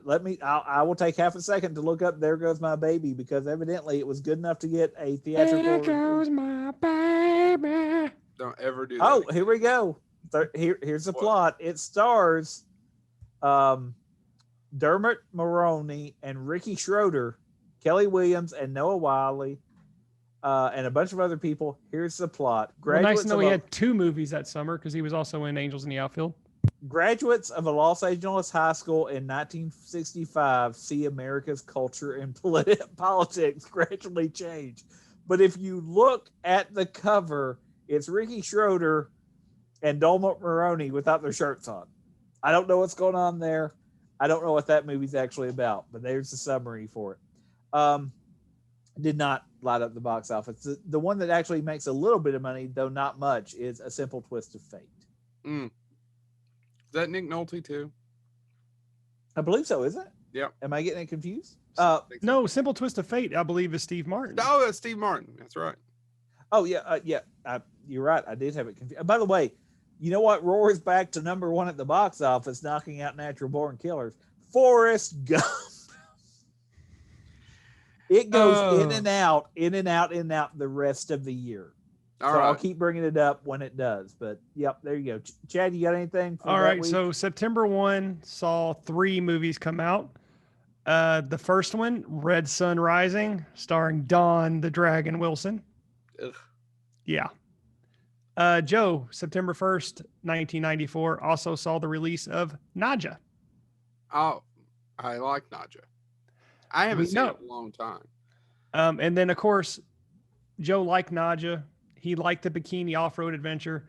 But the movie that surpassed all of those films, Supernatural Pirate Movie, was released September 1st. Is it actually called Supernatural Pirate Movie? It's actually called Supernatural Pirate Movie, and IMDb does not give it a plot description. I don't have anything to say. Let's just roll on. Yeah, just keep going. There's nothing to Supernatural Pirate Movie. And you know what? We would write a Supernatural Pirate Movie and call it that if someone would just pay us. So we're now to September 9th, right? Yep. Sure. September 9th actually has okay, I want to talk about the lowest opening film, because if you had this cast now, you blow people's mind. It only made $106,000 at the box office. Arizona Dream. Anybody ever hear of Arizona Dream? Yeah, with Johnny Depp. Yeah. Yep. Young New Yorker goes to Arizona where he finds freedom to both love and dream. Johnny Depp, Jerry Lewis, Faye Dunaway. I could go on from there. Vincent Gallo is in it as well. Yeah, I've seen it a long time ago. Yep, it made absolutely nothing, but overall it's rated 7.3 stars out of 10. That's high. I don't remember it being good. It was directed by Emir Kusturica. No idea. You know why you can't remember it being good? Why? Because you're a bitch. I can't argue with him. He may have data to back it up. I don't know. Refuse to be judged by Mincy Bucket. Keep going, James. Yeah, boy's good. The other movie that came out that weekend that didn't do well, making only $324,000. What Happened Was. No idea. No. I don't remember it either. Here's the ones that didn't. A Good Man in Africa. Sean Connery. Is that really Sean Connery in Good Man in Africa? Are you sure you're not thinking Medicine Man? Check it out. What? If I'm wrong. No, I'll play. I'm curious because I thought I knew most of. Well, keep going. I'll look. You go through and see. No, you're right. It's Sean Connery. I learned something new today. Yep. Good Man in Africa is. Yeah. Okay. Cool. I'm sorry. Let me educate you. It made $2,300,000. Outperforming it was, of course, the late great John Candy's Wagons East. Oh, his last movie.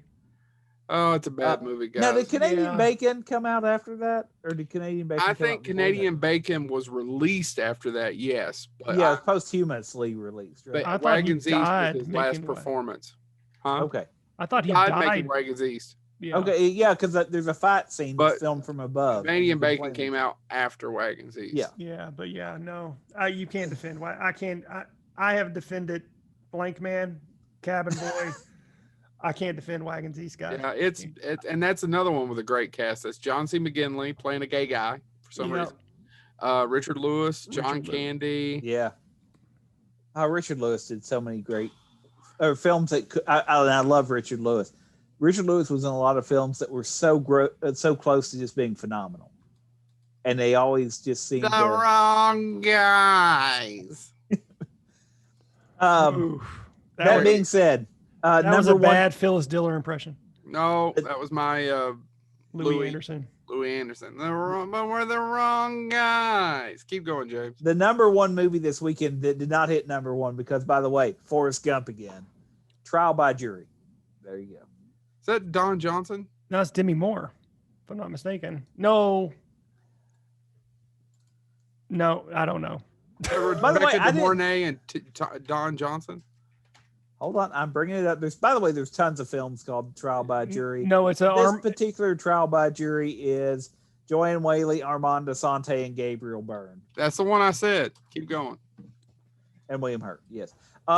By the way, I didn't know this, and maybe you know more of the backstory. No, it was guilty by suspicion or guilty justice. Oh, fuck, it doesn't matter. Keep going.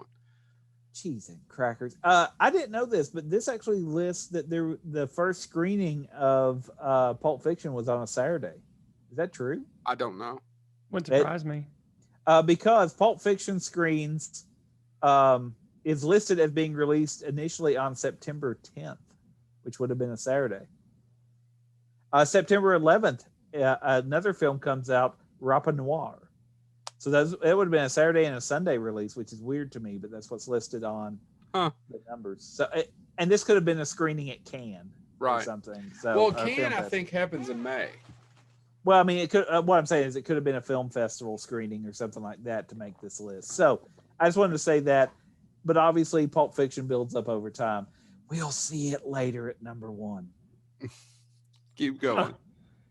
We haven't got to the specialist yet, James. Keep going. Oh, I'm sorry. September 14th of the Wednesday release, we get Quiz Show. Robert Redford. Mm-hmm. Good movie. Wednesday release. On September 16th, which is that Friday, we get the movie that will finally unseat Forrest Gump for the last time. But first, let's talk about the movies that don't live up to that. The first... We should have saw this coming, that it's not going to be a hit. Nostradamus makes $364,000 during its entire box office run. I remember the commercials for Nostradamus. Yeah, I don't remember the movie, but I remember seeing a commercial for it because it did all the "he foresaw," but and movie guy voice. And I remember like, well, that could be cool, and I never knew it actually came out. I don't remember any of that. The whole movie is just him writing 2012 going, bah.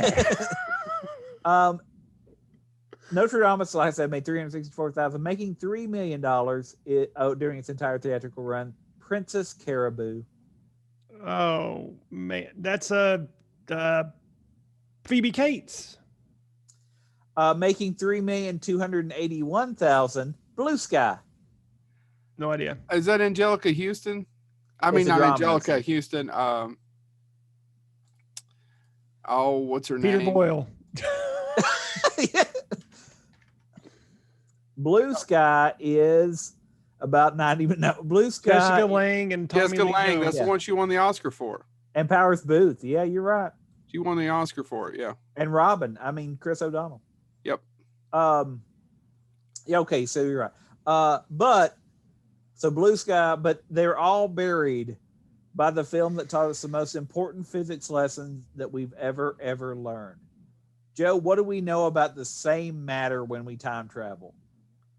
Well, yeah, because the same matter cannot occupy the same place. Otherwise, you don't go time cop all this shit up.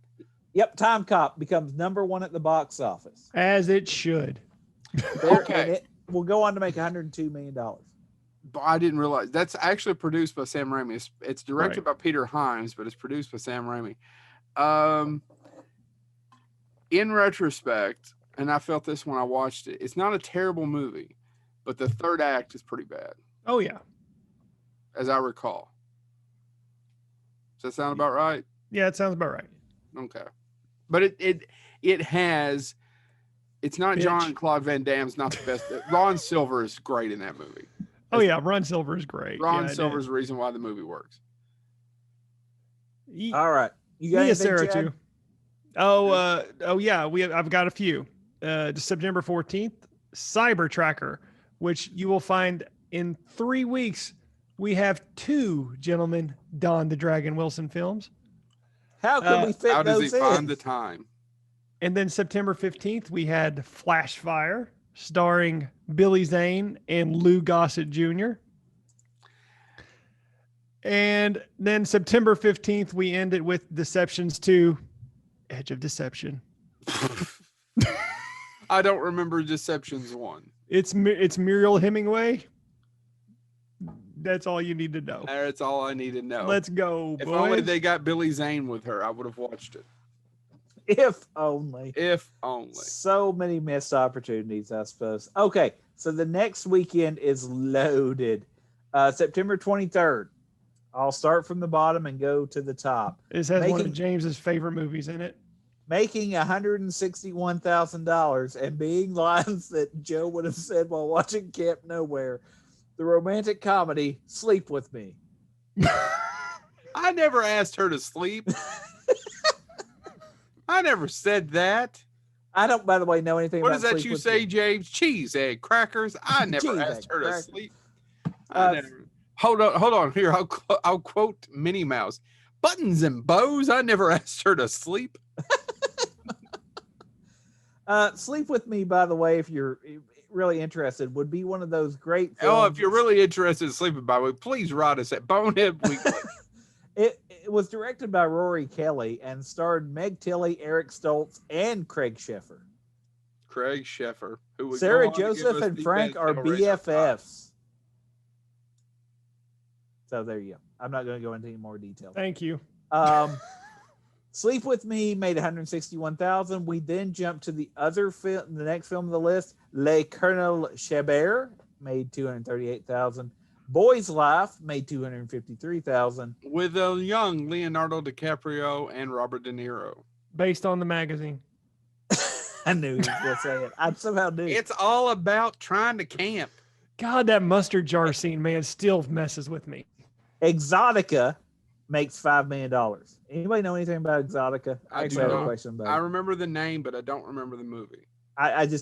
It made $5 million, so I had to have something going for it. Because anyway, so Exotica was Bruce Greenwood and Elias Koteas. However you say. I think and Mia Kirshner as the stripper. Is it Exotica or is it Exotic? It's Exotica. I have seen it. All right, keep going.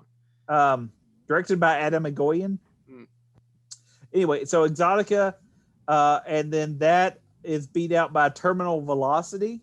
Oh, Charlie Sheen. What a shit show, terrible movie. Do you know who wrote that, Joe? Who? David Toy. Did he really? Yep. That explains how he got him to do that crappy alien movie he did. James likes. There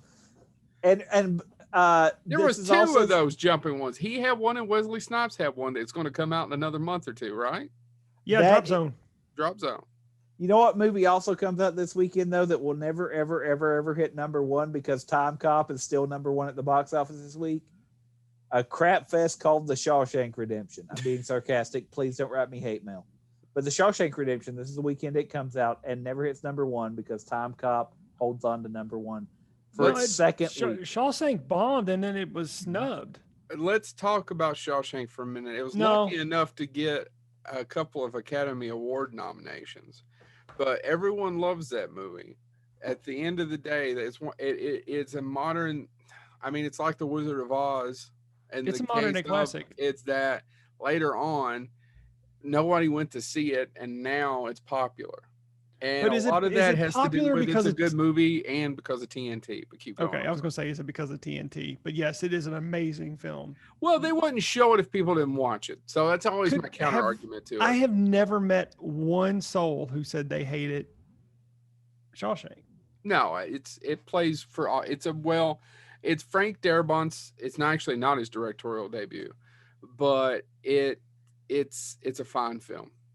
And Frank Darabont is, I wish he'd made more movies. He's not dead. I'd love to have him on the show. Yes. If you're a Walking Dead fan, then you don't actually need to, Kirkman, you could shake his hand, but Frank Darabont's the one that got that show running. Yeah.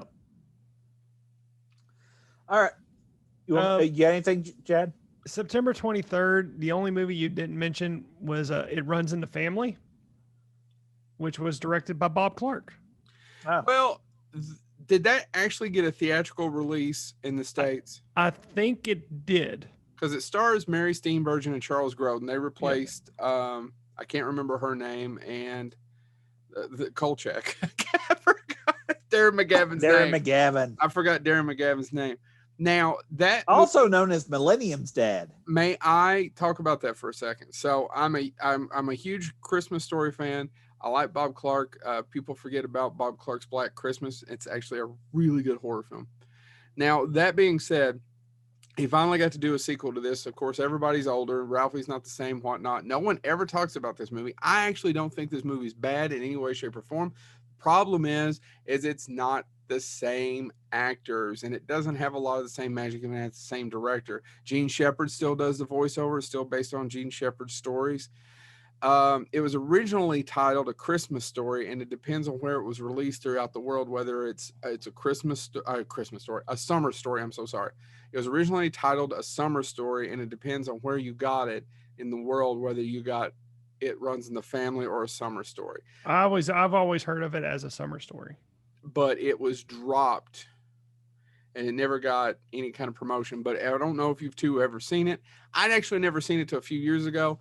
I'm not telling you need to break your neck to go see it. I just think it's a better film than people remember, and it's not bad. I enjoyed it. Charles Grodin wasn't a terrible dad in that movie. He's no Darren. Just not Darren McGavin. See what I'm saying? That movie's A Christmas Story is perfectly cast, perfectly made. Once again, plays on TNT, TBS. People love it. They wouldn't watch it if they didn't love it. But Darren McGavin wasn't the original choice for the father. No, it was Jack Nicholson. Yeah. That would have been a different Jack Nicholson. Deal. Jack Nicholson wanted to do it, but MGM didn't want to pay him either. So it worked out. as often they don't. That's true story. They were not excited about paying Jack Nicholson. That's what I thought. Yeah. His salary. And he ended up, I can't remember what he ended up doing, but they took a good bounce. I mean, Mel Brooks uses that phrase. We got a good bounce. I mean, he moved on to Darren McGavin, and Jack Nicholson probably would have made that movie more successful at the time of release. Yeah, but Darren McGavin is much more likely to be viewed as a father, yes, right? Like, I mean, absolutely. When I see that, I can see hints of my father in that movie. Yeah. Yeah. So, he just looked a little too old to be the fathers of those two. Well, he was too old to be that. I mean, he was older, but yeah, I didn't mean to talk about that so much. I that's one of those that I think people should watch. If you love A Christmas Story, A Summer Story is pretty good. Or It Runs Through the Family. It runs in the family. That's nice, bitch. James. I'm sorry. All I heard was I don't have anything funny. Fuck you. We get one Wednesday release, and I'll be honest, I wasn't familiar with this movie, but it was a modest hit, made almost $21 million. Jason's Lyric. I've never seen him, but I'm familiar with it. Yeah, same here. It's about two brothers, African American brothers, that they follow two different paths and they get brought back together. One becomes a criminal. One basically has this high ideal about how he wants to live his life. So again, a modest success. But that comes out Wednesday. Next Friday, we get 3 films. I'll start with the lowest total box office. The Scout. Is that with Brandon Fraser? Yeah, but I was gonna say Albert Brooks. Shut up, Chad. I'm trying to say, what's that damn Nemo's dad? Albert Brooks. Nemo's dad. You know what? Fuck you. And Diane Super Wiest. Dave's brother. Diane Wiest. Google it. And Michael Rappaport, which I guess made some people angry recently. So we're not supposed to. I don't think that was a big success. No, it was not. Did I mention that it only made $2,667,000 at the box office its entire run? Yeah. By the way, that's also half of what the next film would make. September 30th is when we get the release of the film Ed Wood. There you go. A highlight of what came out in 94. Made $5,828,000 during its theatrical run, way overshadowed by the film that made way more, The River Wild. Hold on. The River Wild made more, beat Ed Wood? The River Wild was a big hit. I know it was a big hit. I didn't realize it came out the same weekend as Ed Wood. Weekend, $94,215,000 during its entire theatrical run. Kevin Bacon's the villain in that, right? And it does earn number 1 at the box office over everything else. Forrest Gump doesn't come back again or nothing. Neither does Shawshank. So, one movie stood the test of time, the other one not so much. I know. Fuck Ed Wood. Oh, fuck you. I want to watch 6-time Academy Award winner get chased by Kevin Bacon through the water while David Strathairn tries to save her. Because that's who I want as an action hero. Oh, man. We're finally, after this weekend. We've talked about Ed Wood numerous times and how it's one of my favorite films of all time. If you haven't seen it, please go check it out. This weekend, if you haven't seen it, go watch Dolomite. Which is actually good advice. If you've never seen Dolomite. No, what's the other one? If you haven't seen it, go watch The People versus Larry Flint. But in all fairness, good job. I love all 3 of those movies. Yeah. They do a good. But in all fairness, My Name is Dolomite and Ed Wood are pretty much the same film. I need to rewatch them. I enjoyed them. I really like My Name is Dolomite. I haven't rewatched. I know, I do too. I love the performances. I love the film. It's like the Seven Samurai. That's on. Wow, I had that as October 12th. Okay. All right. Sorry about that. We had a little bit of a technical difficulty. I think my foot hit the power cord. I'm gonna go get I'll be right back. I gotta get some nuts. So yeah, no, he hanging out with you. Here. He calls me a bitch, and that bald fuck gets up and goes out the room. So keep going, now, Jack. In your defense, you think he was hanging out talking to me, but he did leave the computer for about 5 minutes to go urinate. And before he did, of course, hold his buttocks up into the microphone. So you did miss that, Joe. But other than that, you're pretty good. Now let's act like we're talking about films when he comes back. Anyway, the thing. So you say the Brown Bunny came out that weekend? No, the Browning version, which is a remake. The original version is about a teacher that's so uptight that he's forced to resign. The remake is also about a forced resignation. A strict, old-fashioned teacher has to rethink his life. Directed by Mike Figgis, based on the classic play by Terrence Rattigan. This version starred Albert Finney and Matthew Modine. Yep. I've never seen it. I'm eating walnuts because they're good for the liver. Tracy. Big boy, or thank you, little penis caprice. Keep going. Anyway, that made for... Good joke, bitch. October 7th is the next thing. We get 2 films. Of course, the classic romantic comedy Only You, starring Robert Downey Jr., Marissa Tomei, directed by Norman Jewison. This would be one of those films that would, of course, foreshadow Spider-Man: Homecoming. Keep going. Marissa Tomei, Robert Downey Just- Jr. Anybody? just Just boo. keep. Okay. The movie that will go on to be number one, and be number one at the box office for this weekend is, of course, The Specialist. Yeah. Right. With starring TV's James Woods. And a shower scene with Sylvester Stallone. Yeah, and his side butt was Sharon Stone. God, that movie's terrible. Is that directed by Richard Donner? No. Who directed The Specialist? I don't know. You look it up, but I'll talk about the cast. James Wood, Sylvester I already Stallone, said those people. Sharon Stone, Said her too. Eric Roberts. Who? Eric Roberts, he phoned it in for that one. It's not a good movie. It does. There's one scene I could defend. Joe, it insists upon itself. It doesn't insist upon itself. It is one scene I can defend on it where James Woods actually James Woods is the best part of that movie. And It's directed, by the way, by Luis Loza.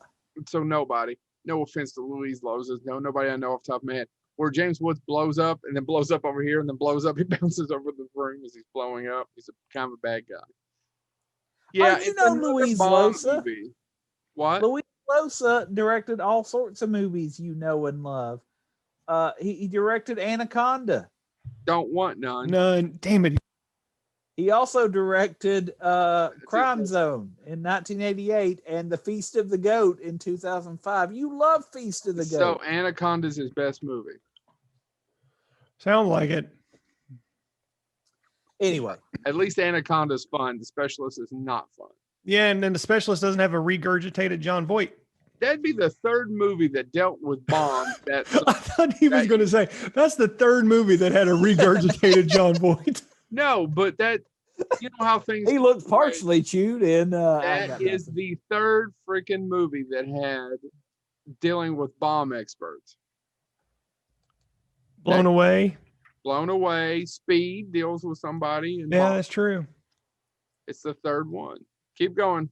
That's it for that weekend. Chad, you And got then any we of would them? get Volcano. No, I got a lot the next week, though. In October, the weekend of Dante. October 15th. Okay, well, I'll jump to October 14th at the box office with a loaded weekend. I didn't realize how low this was. We'll start with the lowest earning. I Like It Like That. You like starting it with the lowest earning? 1,138,000. I Like It Like That. The next one is, You like of it at course, 1,138,000? is of course Joe's favorite movie from this weekend. Why is it always Joe? I'm going to get you Chad in a second. Don't worry, I ain't leaving him out. All right. Exit to Eden made 6,813,000. God, that is too. How could a movie go that wrong? It just does. Now here's Chad's favorite. This is also the weekend when we get the documentary Hoop Dreams. That's my favorite. I actually never Yeah, cared yeah. for Hoop Dreams. Oh, I'm sorry. And that Buttercup. Do you was think he really cares for Exit to Eden? Well, no, seriously, 1994 was peak NBA for me because I was a huge NBA fan when I was a kid. So, but yeah, no, Hoop Dreams never did it for me. It's about 3 hours long too, right? Yeah, because it follows the from youth Dreams. to Follows Hoop Dreams. His name's not Hoop Dreams, Chad. Chad, Name whoever. is Hoop Dreams. James. Can you go back and review the tape? Have I called him a bitch yet? Have you tried Chad, doing it in an accent? I Can got you try it in a Scottish accent? this, but we don't actually use tape anymore. Can you try it in a Scottish accent? Did Hoop Dreams make it? Keep going. The next highest grossing, making 18 million over its entire theatrical run, is Wes Craven's New Nightmare. Man, is that not the? Go ahead. Is that other than the first one? Is that not the best Nightmare on Elm Street? Yeah. It's about 15 years ago I watched them all, and I need to do it again. I haven't watched. I wanted to go to. I'd love to go to the theater tomorrow night if anybody wants to go and see Nightmare on Elm Street. Our theater, the drive-in, and see Nightmare on Elm Street and Texas Chainsaw on a double bill. The drive-in sounds amazing. But I like 3 a lot. 3's pretty good. Is that Dream Warrior? Yeah. Yeah, I forgot about Dream Warrior. I take Which that back. is also directed by Chuck Russell and written by Frank Darabont. Yep. and starring Mick Strawn in this movie theater. New Nightmare is an interesting movie. I just don't know that he still pulls it off at the end. Well, that's okay because it made $18 million during its entire theatrical run. Yeah, it wasn't a big hit. Making $19 million is a film you all alluded to earlier accidentally, Little Giants. Well, I tell you, it's the best Rick Moranis, Ed O'Neill movie ever made. Thanks, Joe. Think anybody's going to debate that. By the way, do you know? That's all I got to say about Little Giants. You know what finally becomes number one at the box office this week? No, Forrest Gump. Somehow trumping Little Giants is this film called Pulp Fiction. Pulp Fiction. See, I never knew Pulp Fiction went number one at any point. I thought I thought it got a limited release. I remember the week of October 14th through the 20th that he would make more. I remember this exact quote: "I'll make more money from Miramax this week than the specialist will for blank. I don't remember. Will by this time next year." Wow. Yep, Pulp Fiction started to be number one. So yeah, Pulp Fiction. There you go. It's a good picture. It does not come out this weekend. Like I said, it's listed as a Saturday original screening. So, but this is when it starts to become number one. What do you got, Chad, for this? Oh, I got quite a list. Dead on Sight, starring Jennifer Beals, Daniel Baldwin.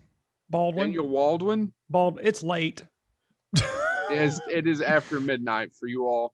So if it starts getting, and we are not let it all hang out. Well, I am. Yeah.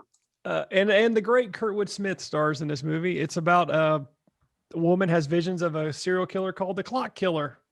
Clever. Curse of the Starving. I called that work. I'm kind of fascinated that two James Woods movies got premiered this week. Curse of the Starving Class, starring James Wood, Kathy Bates, and Randy Quaid. It's directed by Sam Shepard. Mm-hmm. And then October 14th, we had Imaginary Crime, starring Harvey Keitel, Fairuza Balk, and Kelly Lynch. Which, if you haven't seen that one, it's actually a pretty good film. But why would we investigate if they're imaginary? All right.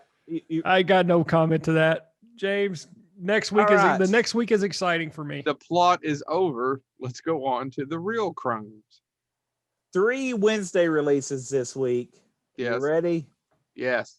Vertical Reality, a documentary about Dan Egan and Greg Egan and a bunch of skiers. I don't care about Greg Egan. My 2 dads can kiss my ass. Next one. That's not what I said. Vanya on 42nd Street.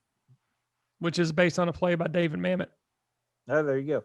And then this film that nobody knows anymore and never, ever gets quoted. Clerks is what it's called. Yay, Clerks. That's awesome. I didn't realize Clerks and Pulp Fiction came out that close together. Yeah. It made $3,894 off of a budget of $1.50. That's if there was ever and this is kind of why we picked 1994. Well, for me anyway. 1994, Ed Wood, Pulp Fiction, and Clerks all came out. All 3 films seriously changed me. Within 2 months. Yeah, within 2 months, changed me of how I looked at movies. Called Chadwina. Seriously, to say that those 3 movies changed and how I watched movies is an understatement. It really is. I find it fascinating that they came out that close. I really had no recollection of that. Now, if you think Clerks only made $3 million, I got news for you, folks. Kevin Smith never made a movie that made more than $30 million in its theatrical run. Yeah. I mean, it just never happened. Never happened for him. He made a career, he's made a living, but he never had a big film. They all made their money on DVD. Yep. And video. All right. Is that all you got, James? That is it for the Wednesday releases. Now the Friday releases, you might be interested in this, Chad. I don't know. Radioland Murders. I like Radioland. I seriously like Radioland Murders. Makes $1,300,000. Is that Brian? Is Brian Ben in that? I don't know if he's in that. I don't remember the cast. It's one produced by George Lucas. He wrote it. He's the story by him as well. Written by Willard Huyck. Yuck. Yes. He's the man who He and his wife Gloria, they wrote Texas. They wrote Indiana Jones: The Temple of Doom, and they gave us the wonderful Howard the Duck. Brian Ben, Mary Stuart Masterson, Ned Beatty, George Burns. I've actually never seen it. It's an interesting film. I wonder where I could get a copy. Keep going. So that was the lowest earner, making $1,300,000 over its entire box office run. The Puppet Masters making $8,579,000 over its theatrical run. Yeah, not to be confused with The Puppet Master. Yeah. This one's Donald Sutherland. Yeah, that's also based on a Robert Heinlein book, right? Or story. I think that's right. And that movie fell flat. God, it was painful to get through. Bullets. What? Bullets over Broadway, making $13,383,000 over its entire theatrical run. Yeah. Is that the movie that gave? I know Jennifer Tilly got an Oscar. Marissa Tomei's Oscar came from that, didn't it? No, Marissa Tomei Oscar came from My Cousin Vinny. That's what I mean. Mina Savaro, Paul Sorvino, Mina Sorvinos. Isn't that her? Mina Savaro. Yeah. No, that's Mighty Aphrodite. No. Yeah, that's Mighty Aphrodite. And then also Diane Wiest, I believe, got an Oscar if I'm not mistaken. Diane Wiest won for that. Yeah. God bless it, Joe. Confusing the hell out of me, man. And the number one movie that did not hit number one, because Pulp Fiction holds on to number one, but the number one movie that premiered this weekend that would go on to make $18,272,000 is the best collaboration between Gary Shandling and Katharine Hepburn. I refer to, of course, Love Affair. Love Affair, yeah. Never seen it. Oh, sure. Some people will say Warren Beatty and Annette Bening, but no, it's the Katharine Hepburn, Gary Shandling show. That movie came and went, and I don't. That's another one of those Warren Beatty pictures that was a huge. Yeah, like Ishtar. Yeah, I mean he has his more than fair share actually. Oh, I know he does. What's the one Ishtar? That one. What's the other one a few years ago that was like 70 or 80 million? Country Love or Love in the Country or something like that. Look it up. No, I know what you're talking about because it was a big deal. Always making a movie again. 70 or 80 million dollars they spent on that picture. The other it's not the Out of Towners, is it?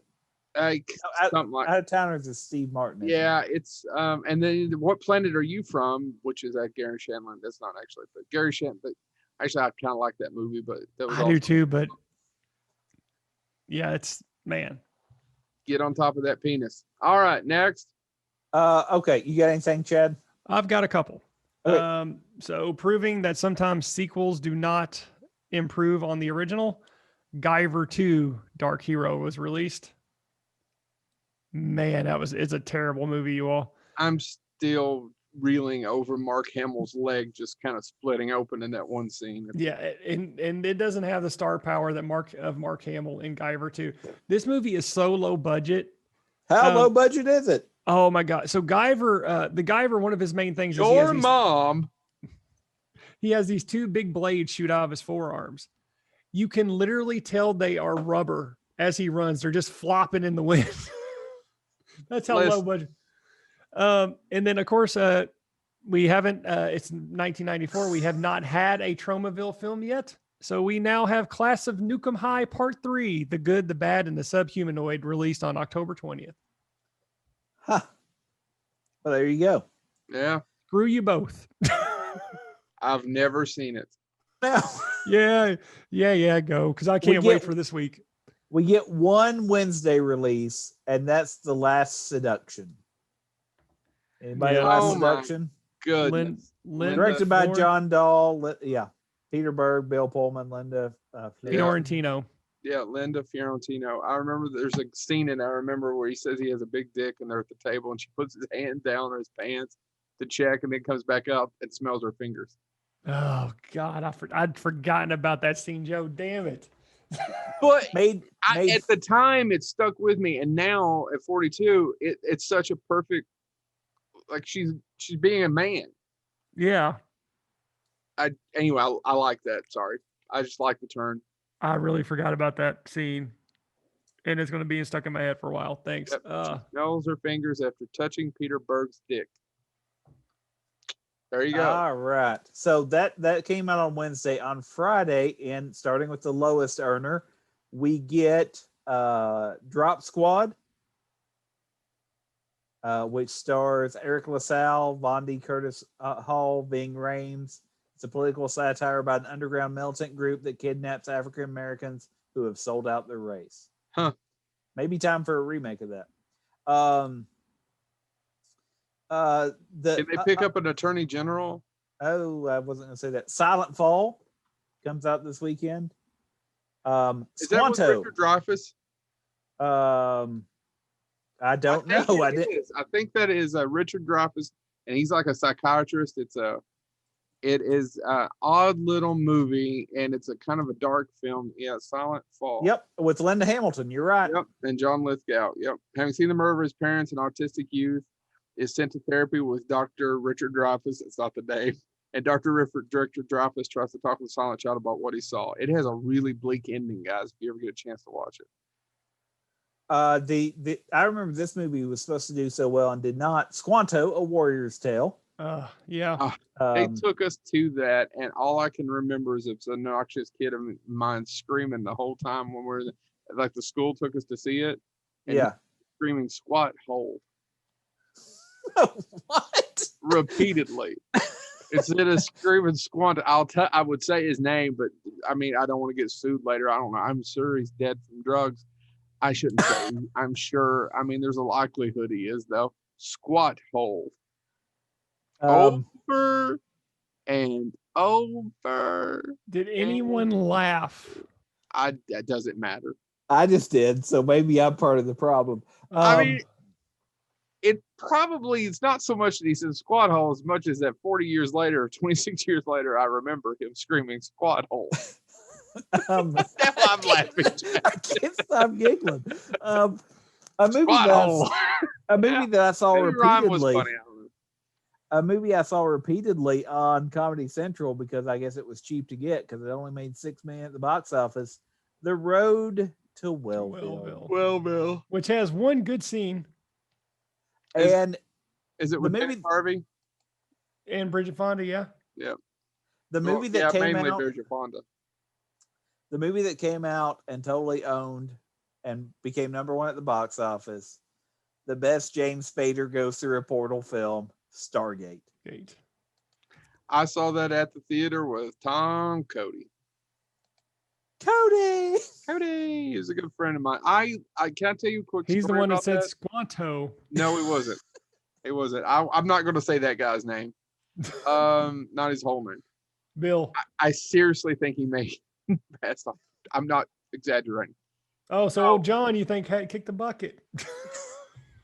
Squat hole. Back to Stargate. I saw Stargate in the theater. I'm not laughing.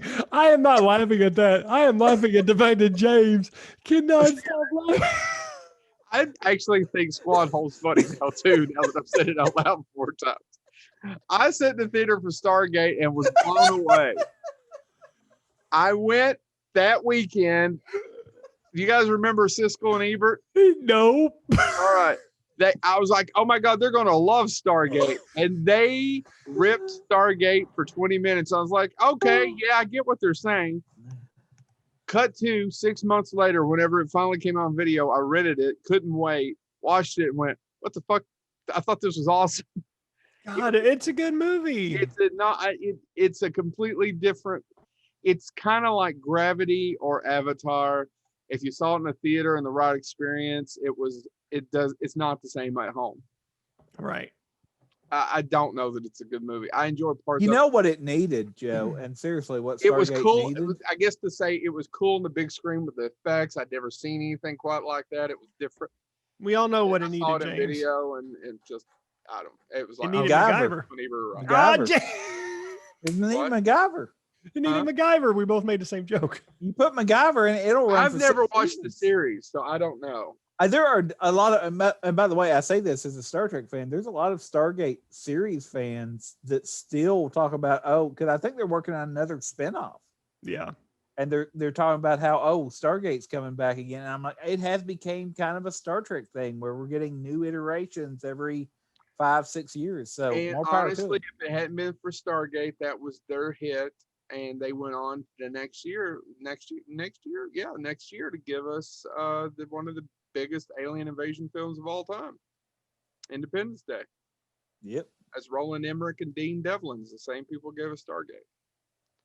So that's Stargate's where I'll end off. You got anything leading into November there, Chad? Just one. On October 29th, we got The Great Demon Keeper, starring Squat Hole. I screwed. I've got it in my head. No, I screwed that up. We have the Demon Keeper, starring the great Dirk Benedict. Yeah, if one was going to keep demons, it'd be Dirk Benedict. All right. No, November 4th, we get 4 films. James, if I know which one you're going to say that I'm going to praise. I'm not going to praise it. We got to hurry up. We still got 2 months to go, and you're not going to say anything about Double Dragon. I hate Double Dragon. It's a piece of shit. I've only ever seen it once. That's one of those that really suffers from its budget. And its plot and everything else. I don't remember its plot. It just kind of looks like an off kick of Super Mario Brothers. And that's exactly. And it's just terrible. I just can't reiterate how a movie could go from creation to that. Is Alyssa Milano in that? Alyssa Milano's in that, yes, with short, very, very short platinum blonde hair. I tell you, it's no Street Fighter. What's next? The War, which is the best Elijah Wood, Kevin Costner team up. In all fairness, that's got a pretty heartbreaking scene in it. Yeah, I mean, it's about a Vietnam vet that returns to his small town in Mississippi, and he's got some demons. They keep him in his bag. His 6 demon bag. No, it's one of those movies that proves Kevin Costner can act. He's got these demons, and that's why this film needed Dirk Benedict as Squad Hole. Demons. Oh my God. Okay, the number one, the one that movie will go on to make the most that's released this weekend, which is, I don't know why they released this on November 4th. Frankenstein. Why didn't they release that before Halloween? That made the most. That made the most out of the ones that premiered that weekend. $112 million. I didn't know it made that movie. No, I thought it was a huge bomb. Well, I think they just expected it to do so well, and because Bram Stoker's Dracula had came out and killed, right? Yeah. And Frankenstein did not do Dracula money. I'm telling you, I can't think Bram Stoker's made a hell of a lot more than that in the United States. But that's just a bad movie, by the way. I watched it a couple of weeks ago. Yeah. It is like Kenneth Branagh is a great filmmaker, and that is a dog turd. By the way, it does not premiere at number 1. Stargate does keep number 1. Well, Stargate we talked about it on our Frankenstein episode that Del Toro had always wanted to do a great Frankenstein film, and then he read Frank Darabont's screenplay. Frank Darabont wrote the screenplay for that. Yeah. And he said, "Oh, this has ruined it. I'll never get to do it." And then he saw Kenneth Branagh's film. It's like, shit. And it's got one of the creepiest fucking scenes ever in a movie. So the two, I'm trying to build up to it. Kenneth Branagh. Sorry, I lost it. The Squad Hole again. I was thinking of Squad Hole too. So Kenneth Branagh. More squatting. Oh my God. Squatting. The squatting. Help me with the name, guys. Helen Bonham Carter. Helen Bonham Carter and Kenneth Branagh. So Kenneth Branagh is getting ready to go off to university, and his adopted sister is Helena Bonham Carter. And they're outside, they're having this big party in this big mansion, and they separate from everybody and they go outside on the balcony. And they're just talking, and then all of a sudden she goes, "Are you my brother, my friend, my lover?" And then they just go mad tonguing on one another. And that's his actual cousin in real life too, right? Is it? I think I checked that. I've been told that. I don't know that it's completely true. He's going to get us sued. If I had any energy to lift up my hands and type on a keyboard, I would. He'd be doing a different show. Playing with your pud. Okay. Played it. Let me know when you're ready for me to go. Oh, are you done with that week? Yeah, Frankenstein #1. I mean, highest ranking. Again, Stargate repeats at #1. Well, there is one that went underneath the radar. That's actually a really good film. If you haven't seen it, check it out. It's another David Mamet film. Oleana came out that week. Yes, November 4th. Is that the one with William? William H. Macy. Yeah. A student visits her college. Oh, really? Yeah, I didn't see it until then either. A student visits her professor to discuss how she failed his course. The discussion takes an awkward turn. Joe, we probably saw this together. We must have saw it in a class. Yeah, or in your dorm room. I got nothing. That sounded tawdry, but it sure did. It sure did, bitch. Did we watch? I had to watch it for a class. I'd never seen it before then. I know I didn't see it till I was in Moritz Day. I know our listeners could give a shit, but I really think we saw this together in college for a class. So anyway, what's the next week? I can't recall which class. We're now to November 11th, I believe, that weekend, and we get 2 films, both of which made huge box office. The lesser one making huge box office is The Santa Claus with Tim Allen. Still don't like that movie. That made less. Yes, because it went against Interview with the Vampire, which premiered at #1. I didn't know that. I didn't know that either. That's 2 very different films, which is probably why they both were kids. But Santa Claus was huge. That was a huge movie. Yeah, Santa Claus during a theatrical run made 189,800,000. Interview with the Vampire made $223 million. Oh, yeah, it was a big movie. It was the first, honest to God, it was the first time I hated Tom Cruise growing up.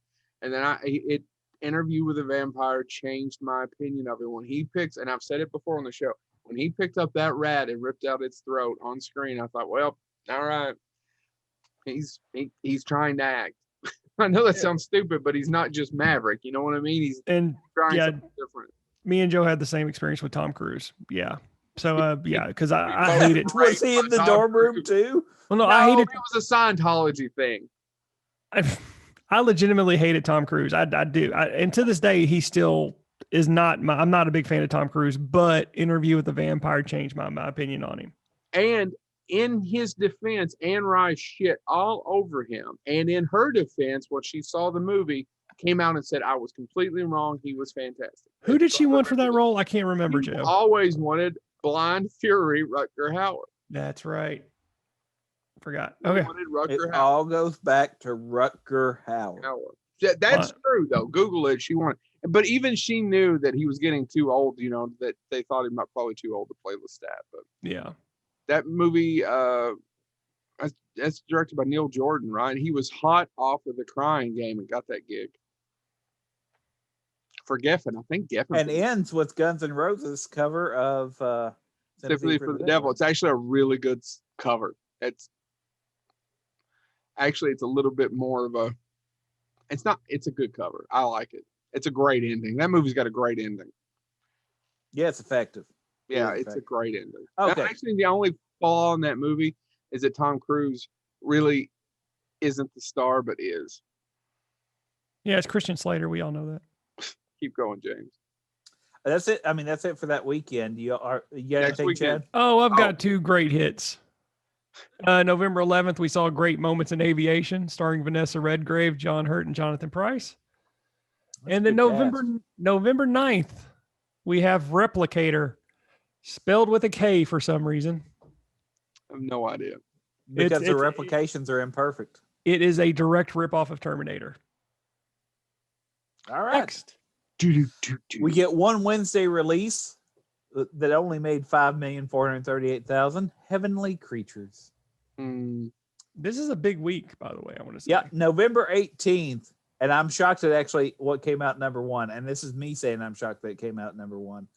Starting at the bottom, which made literally nothing at the bottom, or is listed as making pretty much nothing at the box office. They say it's extremely low. Pontiac Moon, which is a valuable car. Pontiac Moon. Do you know anything about Pontiac Moon? I think I may have seen it, but I barely remember anything about it. I just remember the title. It's directed by Peter Mandeck. Stars Ted Danson, Mary Steenburgen, Ryan Todd, It's about an absent-minded professor and his son who have to bond on a symbolic road trip while his wife has to overcome her neuroses. Yeah. And it's basically just, I mean, it's kind of a weird little. And I think the car is going to cross like 1,000,000 miles or whatever it is towards the moon. That's kind of what it is. Yeah. It's something like as far as an adventure to the moon, and Ted Danson's got it figured out. I remember just a little bit of it. It was an absolute box office bomb. But it also came out against films that it really had no business coming. Swan Princess came out this weekend. And then I'm trying to keep my order straight. Neck and Neck, Miracle on 34th Street. Yeah. The new at the time version of that made $46 million during its theatrical run. Leon comes out that weekend. Also will go on to make $46,930,000 during its entire run. I'm not going to be snooty, but when it was released here, it was just called The Professional. Yeah, well, oh, I know. Yeah, I know. And the thing is I didn't know it made that much money when it was released here. I thought it was a bomb too. I just thought it was a little small movie. It's none of those hit number one because you know what's number one, and I was part of the problem for this hitting number one because I saw it opening night. Oh, Star Trek. I got to watch Captain Kirk die, man. Oh my Star God. Trek Generations is number one for this weekend, and will go on to make. I didn't know it made $120 million before it was over. Because that has one of the cheapest. I mean, because basically they're just reusing all the stuff they just closed for Next Generation. Yeah. The only thing they really had to build as set wise, and I may be misremembering this, but it's the Astrometrics lab, which was a cool set. Is that really one of the cheaper Star Trek films? They reused, I mean, because they basically literally had just shut down the Next Generation. They just reused the sets. That's why they didn't redesign the ship yet. They didn't do that till First Contact because they were like, we got one. Yeah. And they knew they knew if they did another movie, they wanted a new ship. So they were like, well, we'll use this one last time. I think they did some upgrades to the model for, I've seen some footage where they rebuilt the model for the Enterprise D to make it look better on the big screen. It's not. But otherwise, it's not. It's not. I mean, it was a bad way to send off Kirk. Yeah. Yeah, I agree. Yeah. All right. But that's it. Yeah. Star Trek Generations, number one that one weekend before it gets buried.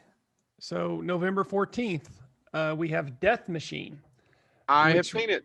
Which is directed by Mick Strawn, written and directed by Mick Strawn's favorite person, Stephen Norrington. I hope he listens to this. Yeah, we hope that we can get you all together on the next special episode of Bonehead Weekly.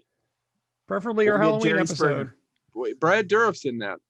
Brad Dourif is in it. Shank Armaments is experimenting with the ultimate fighting machine, which is part human, part machine. And all. November 16th, we have The Paperboy.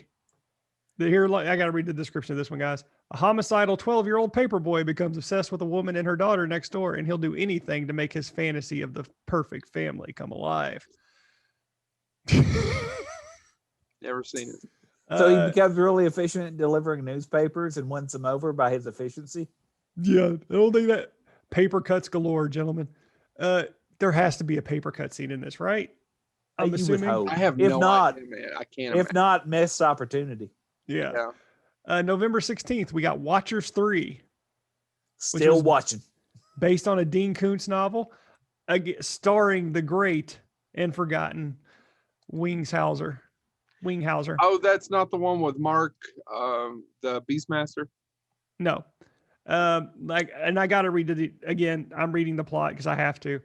When a new and dangerous outsider chases an intelligent golden retriever in the South American jungles, terror grips a team of ex-military convicts sent to capture the creature.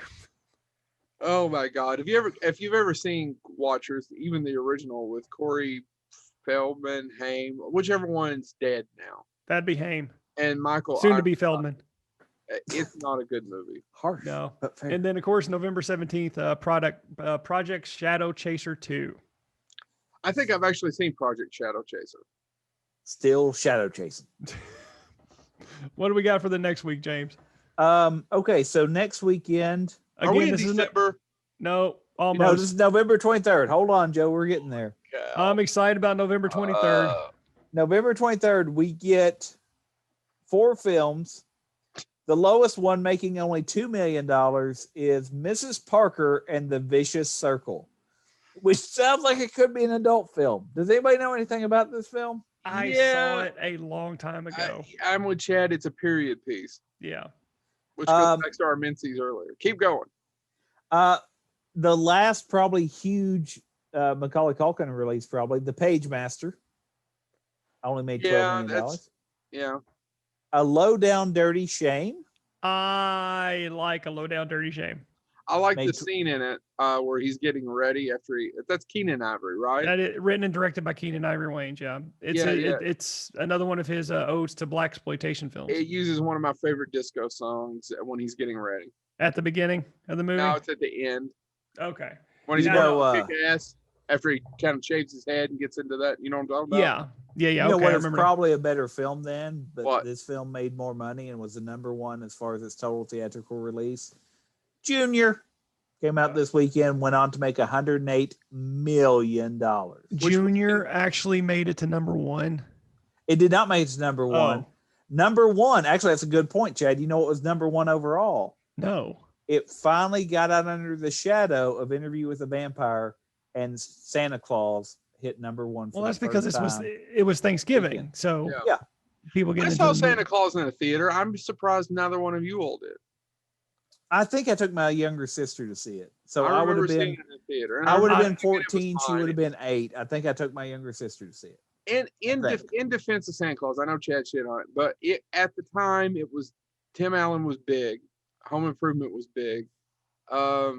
I'd seen worse family movies. It kind of was inventive about the whole kind of Santa Claus mythos. How does Santa Claus get down a chimney if you don't have a chimney in your house?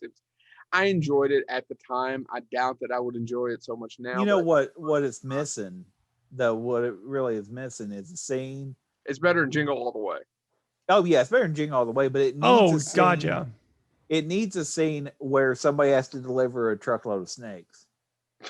Yeah, I agree. Rock it's of no Ages. Ernest Saves Christmas. Rock of Ages. And keep in mind, the best part about Santa Claus is we do see Judge Reinhold blow on a weenie. I don't remember that, but his one Christmas wish. That's actually a somewhat heartwarming scene. He always wanted one of the Oscar Mayer weenie whistles, and at the end, even though Tim Allen realizes he'll never get back with his ex-wife, and Judge Reinhold plays the other man, he still grants him his Christmas wish and gives him a weenie whistle. Next weekend, we're December. Hold on. Sorry. James, you're forgetting. We do have and honestly, this is you do have 2 good movies that you didn't mention. November 23rd also saw 3 Colors Red come out. Yeah. It had a theatrical release briefly in the beginning of this year, but yes. And then on November 23rd, we saw Love in a 45 come out as well. Okay, that's wasn't that shit. Jeffrey Combs I think has said that's one of his favorite roles was in that movie. I think you're right, yeah. And it stars Rory Cochrane and Renee Zellweger. I think he has said on record that may be one of his favorite, if not his favorite role. And seriously, if y'all have not seen Love in a 45, because it did kind of come and got forgotten. It's fun. It is a fun movie. It's a low budget. It's very low budget, but it's a fun movie. Yep. Okay. What do we got, James? Go on, James. And hopefully you mention one of the 2 movies that I'm hoping you're going to mention. Well, December 2nd, we get the lowest earning, which actually I've never seen and I want to see. Tom and Viv comes out, and I didn't know anything about this film until we started doing this episode. Has anybody seen Tom and Viv? I'm familiar with it, but I've never seen it. It's shit. Go ahead and do it. I can't remember what's Defoe's name. William Defoe plays T.S. Eliot, Tom Elliot, and Miranda Richardson plays Vivian Haywood. It's a biographical film about T.S. Eliot and Vivian Haywood elope, but her long-standing gynecological and emotional problems disrupt their planned honeymoon. And basically, it's a biographical film about T.S. Eliot. It's based on a play by Michael Hastings, who also wrote the screenplay. Yep. Directed by Brian Gilbert, Rosemary Harris, known to most people modernly for being Aunt May is also in it. Rosemary Harris did a ton of other things, but I'm being honest. Yeah, no, you're absolutely right. Sam Raimi's Aunt May. Yeah. Yeah. I've never seen it, James. I apologize. It only made $500,000. I didn't know it existed, but William Dafoe as T.S. Eliot is an interesting casting. Yeah. The other one that came out this weekend that was also a biographical film that didn't make much money, made less than $1 million, $849,000. And to be honest, I always thought it was direct to tape. Cobb. You thought Cobb was direct to tape? I did. I thought because it's the first time I saw it. I never saw it advertised. It's one of those that came and went, and nobody.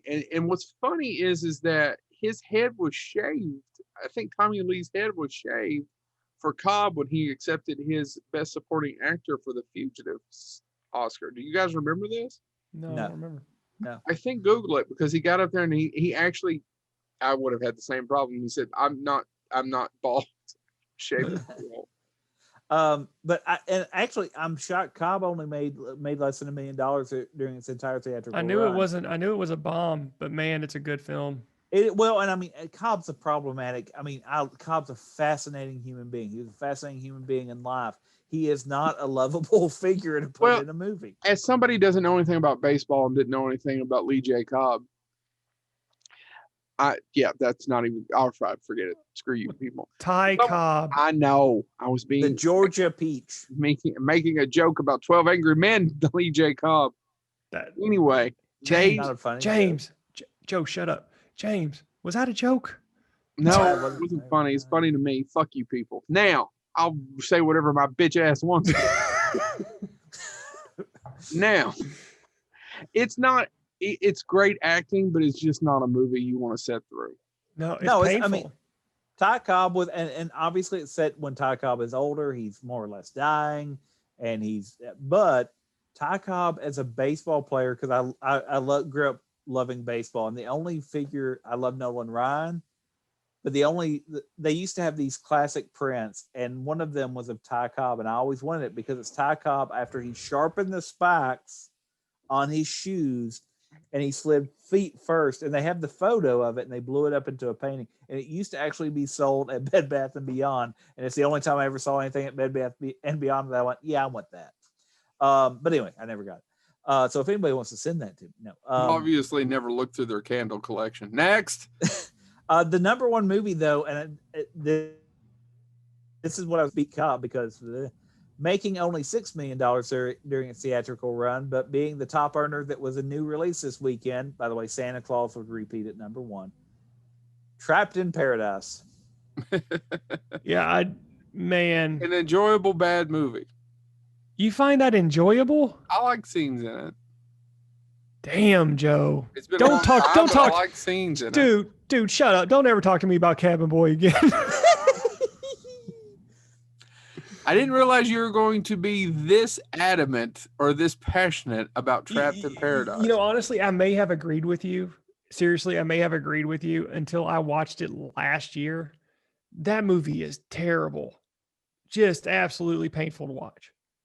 Chad, I haven't seen that movie since 1995. Where, however, these pipes are clean. Classic. It may not have aged well. Hey, guys, seriously, there's no need to fight about this. And you know why? Why? Squat hole. I feel bad now. Y'all have made me start laughing at that. Damn it. Squat hole? Can we just call this episode 1994 Squat hole? He just kept saying it. And none of us wanted to be there watching Squat Hole. I remember that movie was supposed to be big, and then it was kind of like 1492. It was supposed to be a huge thing, and then nobody cared. You got anything, Chad, for that week? Love is a Gun with Eric Roberts and Kelly Preston. Next. Not to be confused with Joe's film that we're not allowed to talk about. By the way, Kelly Preston. Find at the finest gas stations. Love Gun. By the way, Kelly Preston, R.I.P. Next weekend we get two films, and one of them will be number one. The other one, not so much. We get Drop Zone. which went on to make $28 million. It and Terminal Velocity both suck. Is Yancey Butler in Drop Zone? I don't know. So Joe, look that up because I really can't move my arms. Does it matter? Yes, it matters to me because I want to know if I'm recalling that piece of crap correctly. I'm really he would hate to call that piece of crap a crap show if it wasn't a crap she was in Drop Zone. Thank God. But I remember from Lake Placid versus Anaconda. Now keep going. The film I remember her from Playboy. Keep going. The film that was number one is Disclosure. Went on to make $212 million. With Michael Douglas and Demi Moore. Yes. I actually read that book before I saw the movie. I was disappointed. Now, to its credit, there is a film that's released on Saturday, and it's because it's an international film, and it doesn't get a huge theatrical release, but I feel we need to mention it because it's a Japanese import. I refer to, of course, Gojira versus Sub-Zero Gojira, which was, of course, Godzilla versus Super Godzilla. Can I just give you a little behind the scenes update? Go Super Godzilla. Yeah.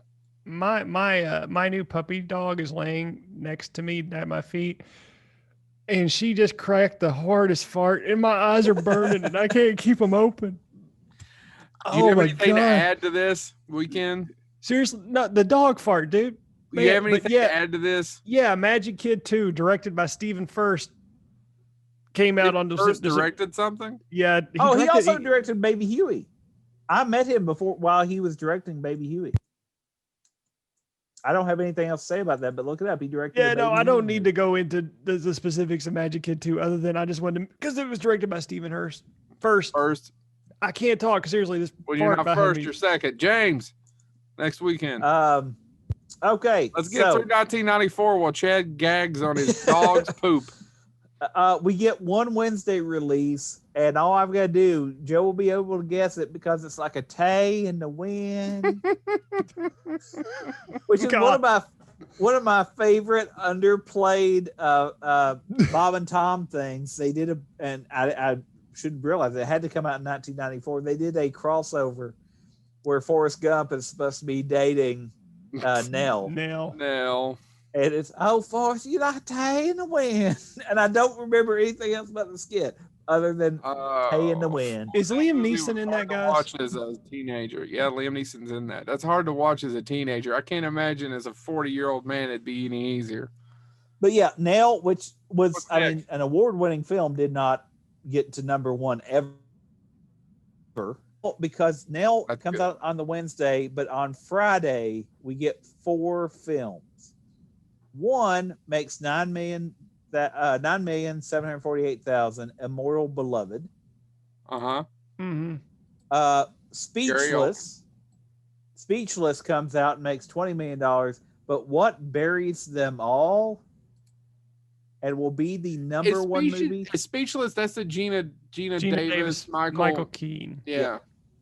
You know what will be number one at the box office, and I'm going to go ahead and spoil the rest of the winner because it turns out... Oddly enough, with that movie, they never shut the hell up. Number one at the box office for this weekend, and let me go ahead and spoil, for the rest of the flipping year, is Dumb and Dumber. And it just dawned on me. I didn't realize Jim Carrey had 3 number one movies this year. Oh, no, yeah, 1994. Yeah, he had 3 massive hits, all one after another. And then the next year we had Cable Guy. Actually, you know what? There's parts of Cable Guy that I will defend. I like Cable Guy. It's just a very dark film, and everybody thought he'd just keep being goofy. Yeah. And he made a dark comedy about obsession.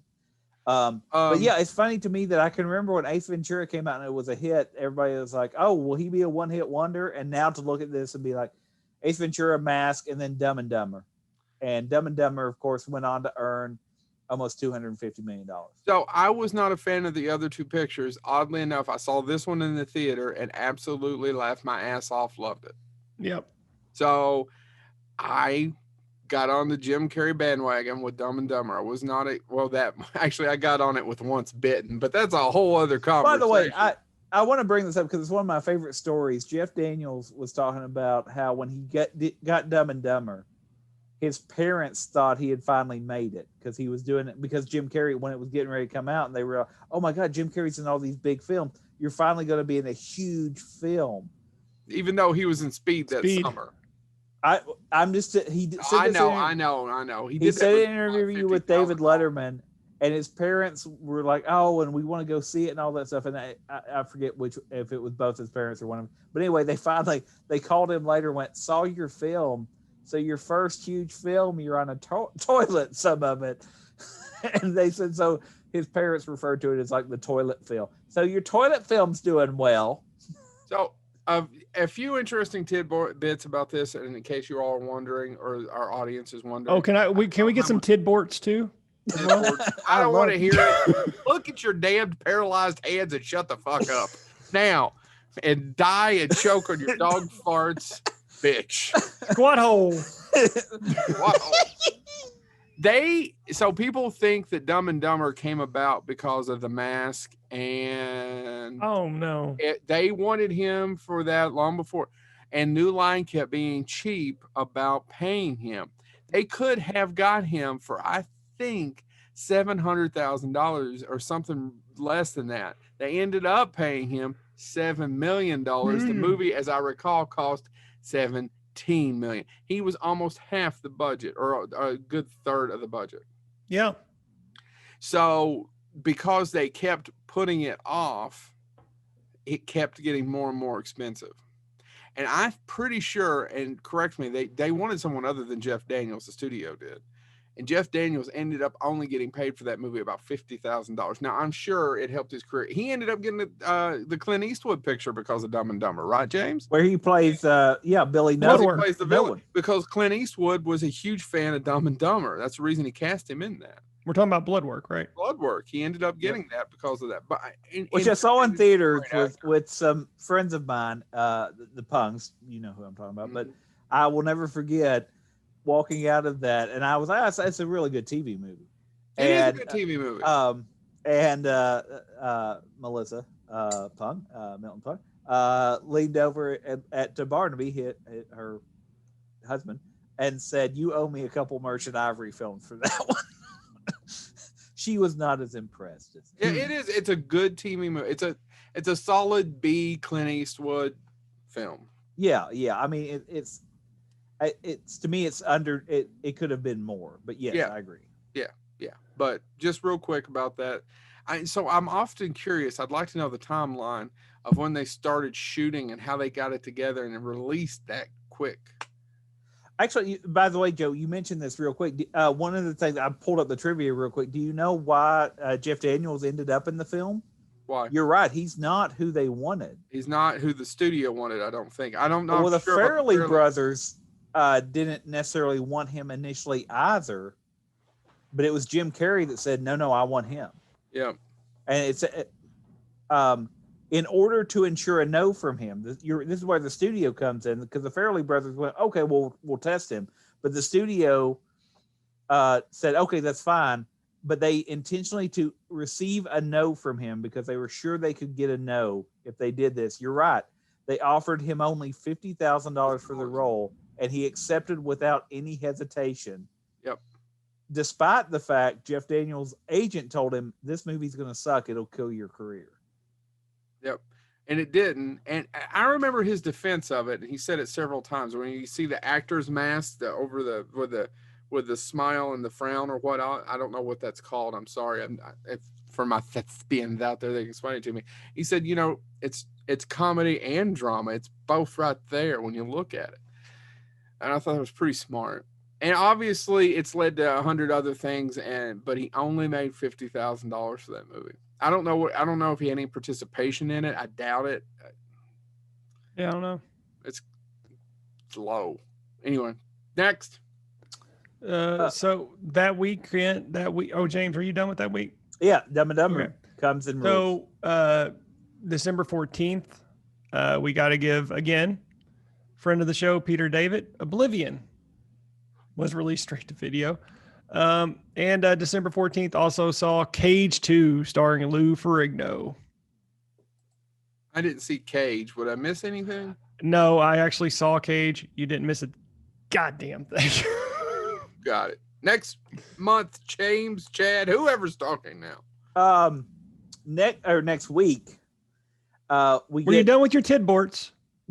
We get 3 films. Yes, bitch. And open your squad hole and tell me. One of them is underperforms, but has a sort of cult following now, making only $6,670,000 at the box office. Mixed Nuts. I love Mixed Nuts. Mixed Nuts. If you've never seen it, I really do, Joe. I think it's a great Christmas movie. Well, it also has such a great cast. The ensemble cast is insane. I gotta go back. Listen to this cast: Steve Martin, Madeline Kahn, Robert Klein, Juliette Lewis, Rob Reiner, Adam Sandler, Rita Wilson, Jon Stewart, Jolie Fisher. I could keep going. Is that directed by Nora Ephron? Yes, it is. See, and she also wrote the screenplay with Delia Ephron, who I assume is a family member. Yeah. I know you all saying it's a great cast, but I've tried 3 times to get through Yellowbeard and I still haven't succeeded. What does that have to do with anything? We all agree that Yellowbeard is a very flawed movie. A great example of a great cast, and why is that movie so awful? But this movie has Stephen Wright. I have to go back and watch it. And Madeline Kahn stuck in an elevator. I don't remember it that far. Kurt Lockwood is a rollerblading snowman. What's next? That's the lowest, but I mean, it does have a big cult following now. A lot of people said it got overlooked. I'm not aware of this cult following of Mixed Nuts. Honestly, Joe, neither am I. I thought I was the only one. It makes a bunch of Christmas movies you should see list. Look, I mean, Google does it? I'm not saying you're all wrong. I, honest to God, can't remember one single frame of it. I was wrong. I never saw it, and I'm remembering it wrong, but I don't remember a damn thing about it. I was wrong earlier. I knew it was directed by Nora Ephron without looking it up, but I don't remember a thing about it. I was wrong earlier when because I inverted 2 movies. I said Page Master was Macaulay Culkin's last big theatrical. That was wrong. His last big theatrical came a couple months later. Richie Rich. Oh God! Made $38 million at the box office. That one's pretty bad. All right, what's next? That one's terrible. Number 1 that premiered this weekend did not hit number 1 because of Dumb and Dumber. Little Women, which has never been remade again. I don't even know what it's about. Shifty-eyed dog. Little Women premiered December 21st. Chad, you got anything? Oh, well, Joe mentioned this one earlier. December 21st, we also saw Tammy and the T-Rex. I'd never seen it till a few months ago. Have you guys ever seen it? I have not. It stars Denise Richards and our favorite character actor, Terry Kaiser. Boykin and Bernie's Bernie. Mm-hmm. And he is a scientist. And her boyfriend ends he gets oh shit, this is so complicated. Here, just let me read the plot. It's an animatronic T-Rex with his brain in it. Go, Chad. That's an evil scientist implants the brain of Michael, a murdered high school student, into a Tyrannosaurus. He escapes, wreaks vengeance on his high school tormentors, and is reunited with his sweetheart Tammy. Now, played by Denise Richards. There's no nudity, as I recall. It is bloody. It's quite bloody. Yeah. That basically the producer or the director, I can't remember, knew that he could get a hold of this T-Rex that someone had built and use it, and they wrote the screenplay around it. Okay. Well, there you go. If you're that, you talk about a cult following, I've read more than one article about that piece of shit. That's the reason why I finally watched it this past summer. It's real quick. I should say there's one more movie that did get a Saturday release after all those Friday releases. On December 22nd, I mentioned the Browning version, which was an Albert Finney movie released on Saturday in October. December 22nd, we get another Albert Finney movie, A Man of No Importance. I've never seen it or heard of it, actually. A Man of No Importance is I remember people talking about it as being kind of provocative. Barry Devlin wrote the screenplay. It's Albert Finney, Brenda Fricker, Michael Gambon, and Albert Finney plays a middle-aged bus conductor in Dublin, Ireland in 1963. He lives a life of quiet desperation because he's gay, but he's firmly closeted. And his sister keeps trying to hook him up with the right girl. Okay, what's the next one? We're running it like 3 hours on this. I know. You all wanted to do a thorough examination. There's just a lot of stuff that came out in 1993. There is. You mean 94, James? Oh my God, am I doing the right? No, I'm kidding. You're right, 94. Been doing the wrong year a whole time. Yeah, December. you've given us a lot of bad blow, and let's start over again. You've been giving us a lot of bad tidborts. Squanto. Squad hole. Squad hole. Don't say it correctly. December 23rd. Oh my God, I thought we were done. No, December 23rd. Here's the movies that come out. Stop Me As Needed. Safe Passage makes $1,607,000. That is followed by Death and the Maiden, which makes $3 million. That I have heard of. Congratulations, Joe. Which is followed by Nobody's Fool. Fuck you. You weren't adding anything to it. All right. Nobody's Fool is probably Paul Newman's last great performance. Yes. Which is beat out by Street Fighter. And Melanie Griffith's last great film. Last great topless performance. She's topless in that for a split second. Which is beat out once again. Let me say that again. Street Fighter makes $99 million. I didn't know that is a shame. It's no Double Dragon. You know what beats out that though, and a lot of we do got to talk about Street Fighter real quick because that is the great actor Raul Julia's last film. I agree, and he took that role. Do you know why he took the role? No, he wanted something that his kids would know him in, and I'm like, dude, you're Gomez Adams. Seriously, he took it because he wanted something that his kids or his grandkids, I forget, but it was because they played video games and he was like, oh, I'll do a video game movie so they'll know it. I got to ask you, seriously, in all fairness, this is not related to 1994, but since we're bringing up Raul Julia, and it popped in my head because I was struggling with this. Him or John Astin, best Gomez? Raul Julia. Oh, it depends. And actually, there's an entire debate that's about this, and I think we can do we can do an episode about who did what best. But somebody actually made the commentary, and I was like, "That's fair." Raul Julia plays the best romantic Gomez. He is not a good father Gomez. I don't know, man. And I went back and I was watching this. Can we both agree that's the only two good Gomez's? Yeah. Oscar Isaac. What is his fucking name? Oscar Isaacs. Thank you. Yeah, no. There's nothing redeemable about that movie. My kids love it, and there's parts of it where I'm like, because they actually use some of the original comics in it, and I'm like, okay, you're doing that. I liked, and I actually liked the making of on the documentary more than I did the movie. I will say, and Nick Kroll as Uncle Fester, some sort, but yeah, I agree with Joe. No, I just couldn't. My kids love it, but I couldn't get into it. But anyway, no, and so anyway, I read an entire discussion of who nailed what part of Gomez Adams, because if you look at the original comics, he sometimes is a very loving, if demented, father. And that's not in the Raul Julia. Like, very few scenes of him being paternal. It's always about him being with Morticia. The thing is John Astin is behind the 8 ball because Raul Julia was one of the best character actors of all time. Kiss of the Spider Woman, man. Anyway, he's in prime. Oh God, what's the? He's also in Overdrawn at the Memory Bank. People, let's not push it too hard. Who? Have you ever seen Overdrawn at the Memory Bank? No, but I'm pretty sure he was excellent in it. I don't know, man. It's mocked by Mystery Science Theater 3000, and even they say, "God, this is really hard to watch." He's in a lot of. He's like anybody else, but he was a paid actor. He was a working actor. He's a good actor. Yeah, actually, and you know what? He's the best part of Street Fighter, except for that one scene where the guy says, "Quick, change the channel." Only good scene in the whole movie, but he's the best part of Street Fighter. Yeah. Hey, he does. He managed to capture menace in what is otherwise a non-menacing movie. It's, by the way, the number one movie this weekend that we didn't get to yet is Legends of the Fall. And I was actually going to say, nobody talks about Legends of the Fall. I remember it being boring huge. Crap. I like to fish, but I don't know that I want to watch Legends of the Fall. But I just remember so many people were like, Legends of the Fall, you have to see. And I was like, I have no interest in this film. And then, like, people talk to I was thinking a river runs through it. What the hell is the Legends of the Fall about? That's the one Brad Pitt.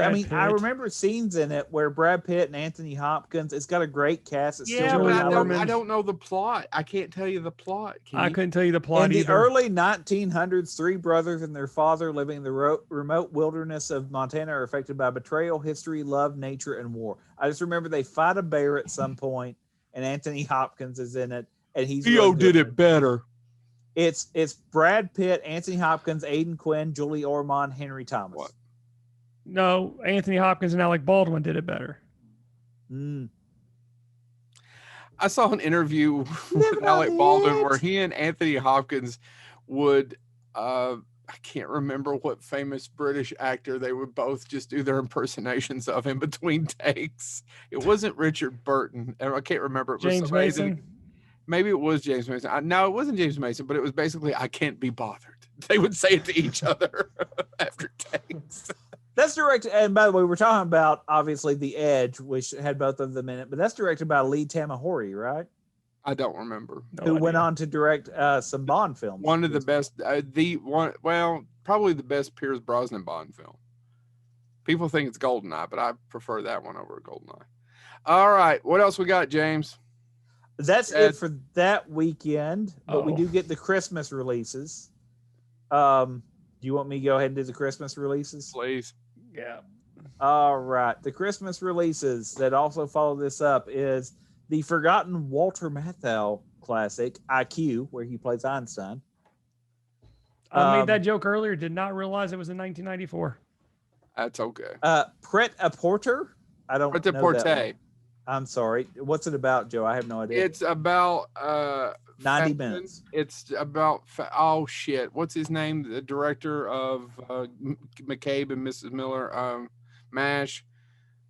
Why can't I think of his name? Who's the director of MASH, Chad? I'm blanking. I forgot. He created Lionsgate, Chad. He's a Richard Altman. Genius, Chad. Robert Altman. I kept wanting to say Richard Lynch. I kept wanting to say Richard Altman. I'm like, what the hell is that? No, Robert Altman. It's, by the way, people, it is 1:30 in the morning when we're recording this. We're hanging on barely. Yeah, barely. Yeah. It's about the fashion industry. It's not one of his greatest films. No. But it got a lot of critical praise at the time. It's and the American translation was Ready to Wear. Yeah, Ready to Wear. The other movie that gets a Christmas release, and this is a version of the film that nobody remembers, The Jungle Book. Hated it. Makes $44 million, released on Christmas Day. And so that's it. The last Jason film, Scott was Mowgli in that, wasn't he? Yes. The last film that's released is December 28th. I'm going to go ahead and include it. It's directed by the same guy that gave us The Mummy and Deep Rising. He directed which was who, Joe? I can't remember his name.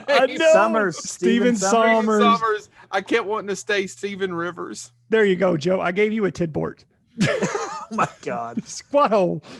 Out of your squat hole. Here's a film that a lot of people don't remember, but it's still highly ranked on IMDb. Was a 7.2. The last film to come out in 1994, The Madness of King George, which starred Nigel Hawthorne, Helen Mirren, Rupert Graves. I've never seen it. It was nominated for an Oscar. I've never seen it. It's seriously a good film. I'm sure it is. I've just never seen it. It's strictly for Nigel Hawthorne and his descent into just syphilitic madness. Also has Rupert Everett in it as the Prince of Wales. But yeah, it's basically the film is King George lost some country, and it really had an effect on it. Also the syphilis. Yeah, but mainly the syphilis. Well, no, yeah. James, he had syphilis. No, Chad. But he also lost America, and that didn't sit well with him. Despite what Hamilton will have you believe, he did not come out and sing about good luck and how bad John Adams was. Clap on the squad hole. With syphilis, you bitch. Well, clap and syphilis would be redundant. I know, and there's another tidbort for you. Squad hole on the syphilis. Squad hole on the syphilis. Oh, our listeners we've lost. Nobody's making it through this one. It's 2.5 hours after they've already spent 2 hours on the first part of 94. Do you think we could cut this and give a portion of it for a Good Movie Monday? I mean, would they take it? No. You already bitches. I don't know what I'm going to say. From now on, TV, Joe. You can't do commercials. You got to only do movies. You need to start just next time. We need to film this one episode and include it with a mix of other ones when you send it. And we'll all just say squat hole, but in different accents. Guys, and with different you know what that sounds like? Editing work. Squat hole. Squat hole. All right. Well, that's been 1994. Chad, did you have anything else direct to video you wanted to bring up? No, I'm done. Nope, I'm done. You done? I want to go to bed. The T-Rex was where you just went. Yep. That was my magnum opus. Squat. That's squat hole. Well, guys. Do it one more time. Do it one more time. It's been Bonehead.